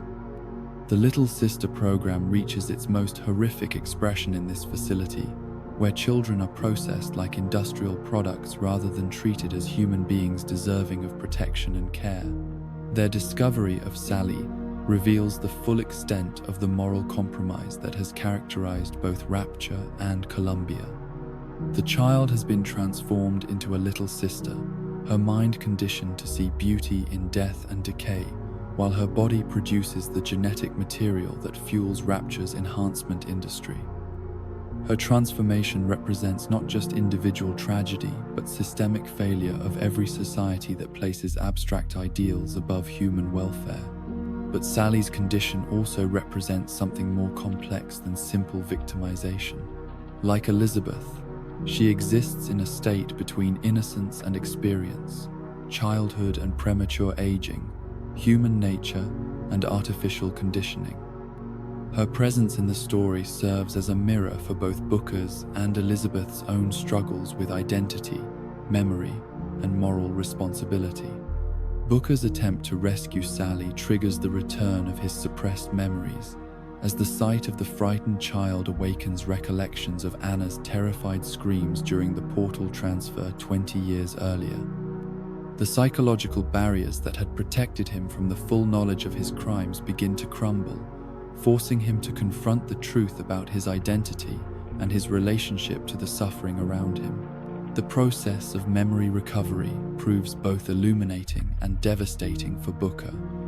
As his recollections of Columbia and his identity as Comstock return, he begins to understand not only who he was, but why Elizabeth has brought him to this place and what she intends to accomplish. The realization creates a crisis of identity that mirrors the broader theme of multiple selves across infinite realities. Elizabeth's revelation of Booker's true identity as Comstock creates a moment of recognition that transcends their current circumstances and speaks to fundamental questions about guilt, responsibility, and the possibility of redemption.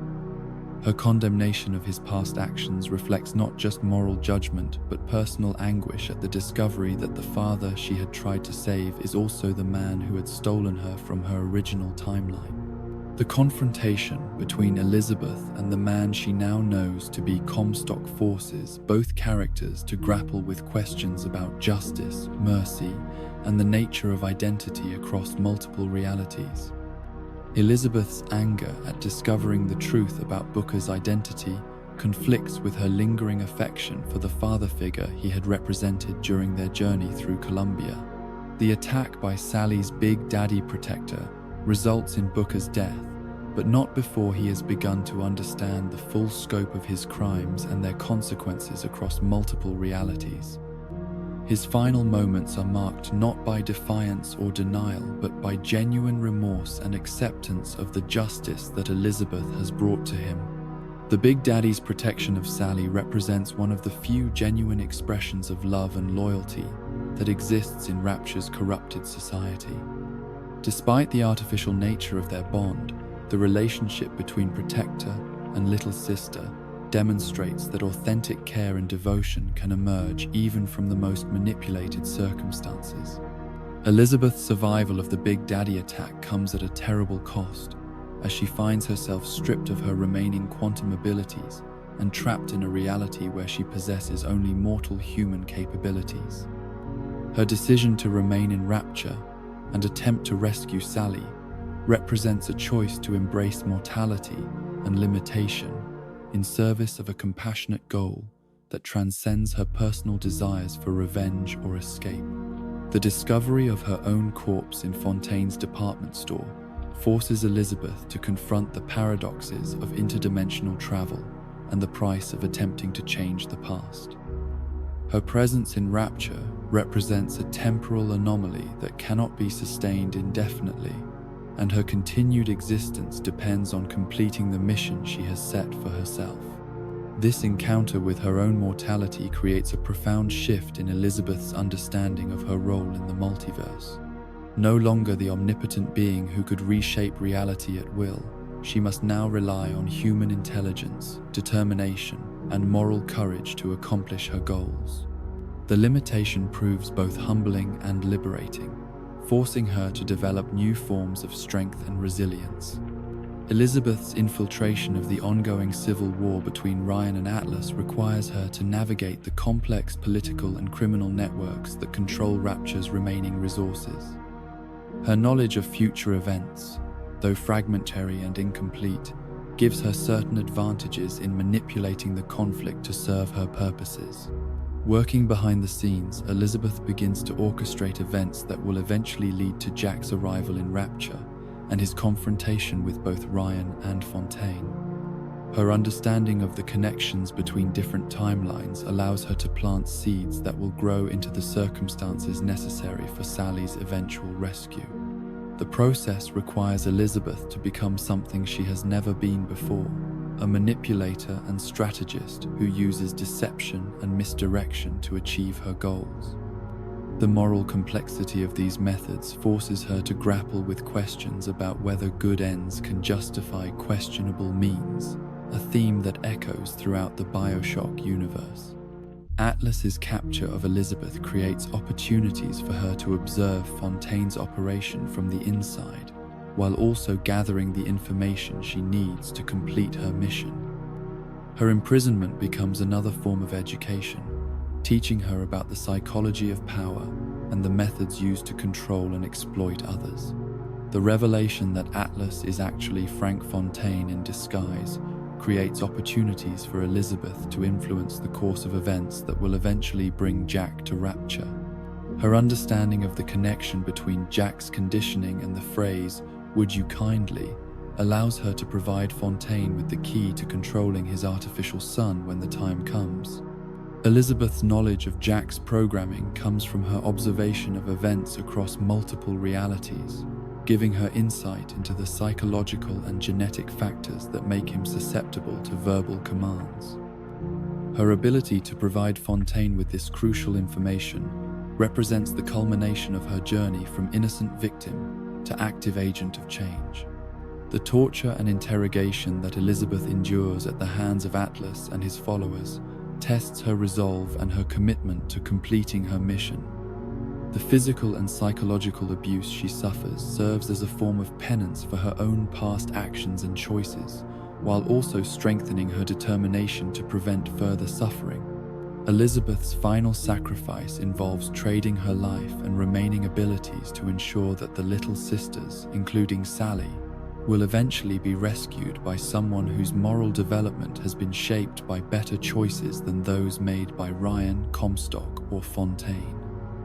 Her death represents not just personal redemption, but a recognition that genuine heroism sometimes requires the willing acceptance of defeat and destruction. The connection between Elizabeth's actions in Rapture and Jack's eventual arrival there demonstrates the complex web of cause and effect that links different realities and different timelines. Her intervention ensures that the cycle of exploitation and abuse that has characterized both Rapture and Columbia will finally be broken by someone capable of choosing compassion over power. The broader implications of Elizabeth's story extend beyond the specific events in Rapture to encompass fundamental questions about the nature of justice, forgiveness, and moral responsibility across infinite realities.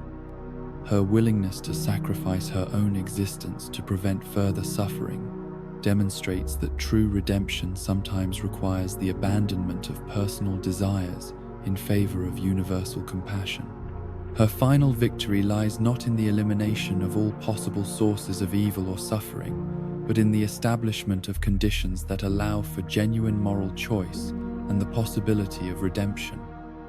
By ensuring that Jack will have the opportunity to choose differently than his predecessors, Elizabeth creates hope for a future where human potential can be realized without the sacrifice of human dignity. And so ends our journey through the interconnected worlds of BioShock, where every choice creates new realities, and every reality reflects our deepest philosophical questions about free will, sacrifice, and the nature of humanity itself. From Ryan's failed objectivist paradise beneath the waves, to Comstock's twisted religious nationalism floating in the clouds, from the bonds between protectors and the innocent to the infinite possibilities that exist in the space between universes, these stories remind us that utopia and dystopia are often separated by nothing more than perspective and power. The lighthouse stands eternal across all realities, a constant symbol of humanity's endless search for meaning and transcendence. Whether it leads to the depths of Rapture or the heights of Columbia, whether it serves as gateway or prison, beacon or trap, it represents our perpetual desire to build something greater than ourselves, while grappling with our own fundamental limitations and moral failings. As you drift into sleep tonight, remember that in the multiverse of dreams, there are always infinite possibilities, infinite choices, and infinite stories yet to be told. The constants may remain the same across all realities, but the variables that define our humanity continue to evolve, offering hope that we might learn from the failures of Ryan and Comstock. Find wisdom in the sacrifices of Elizabeth and Delta, and choose compassion over cruelty in our own impossible cities of dreams.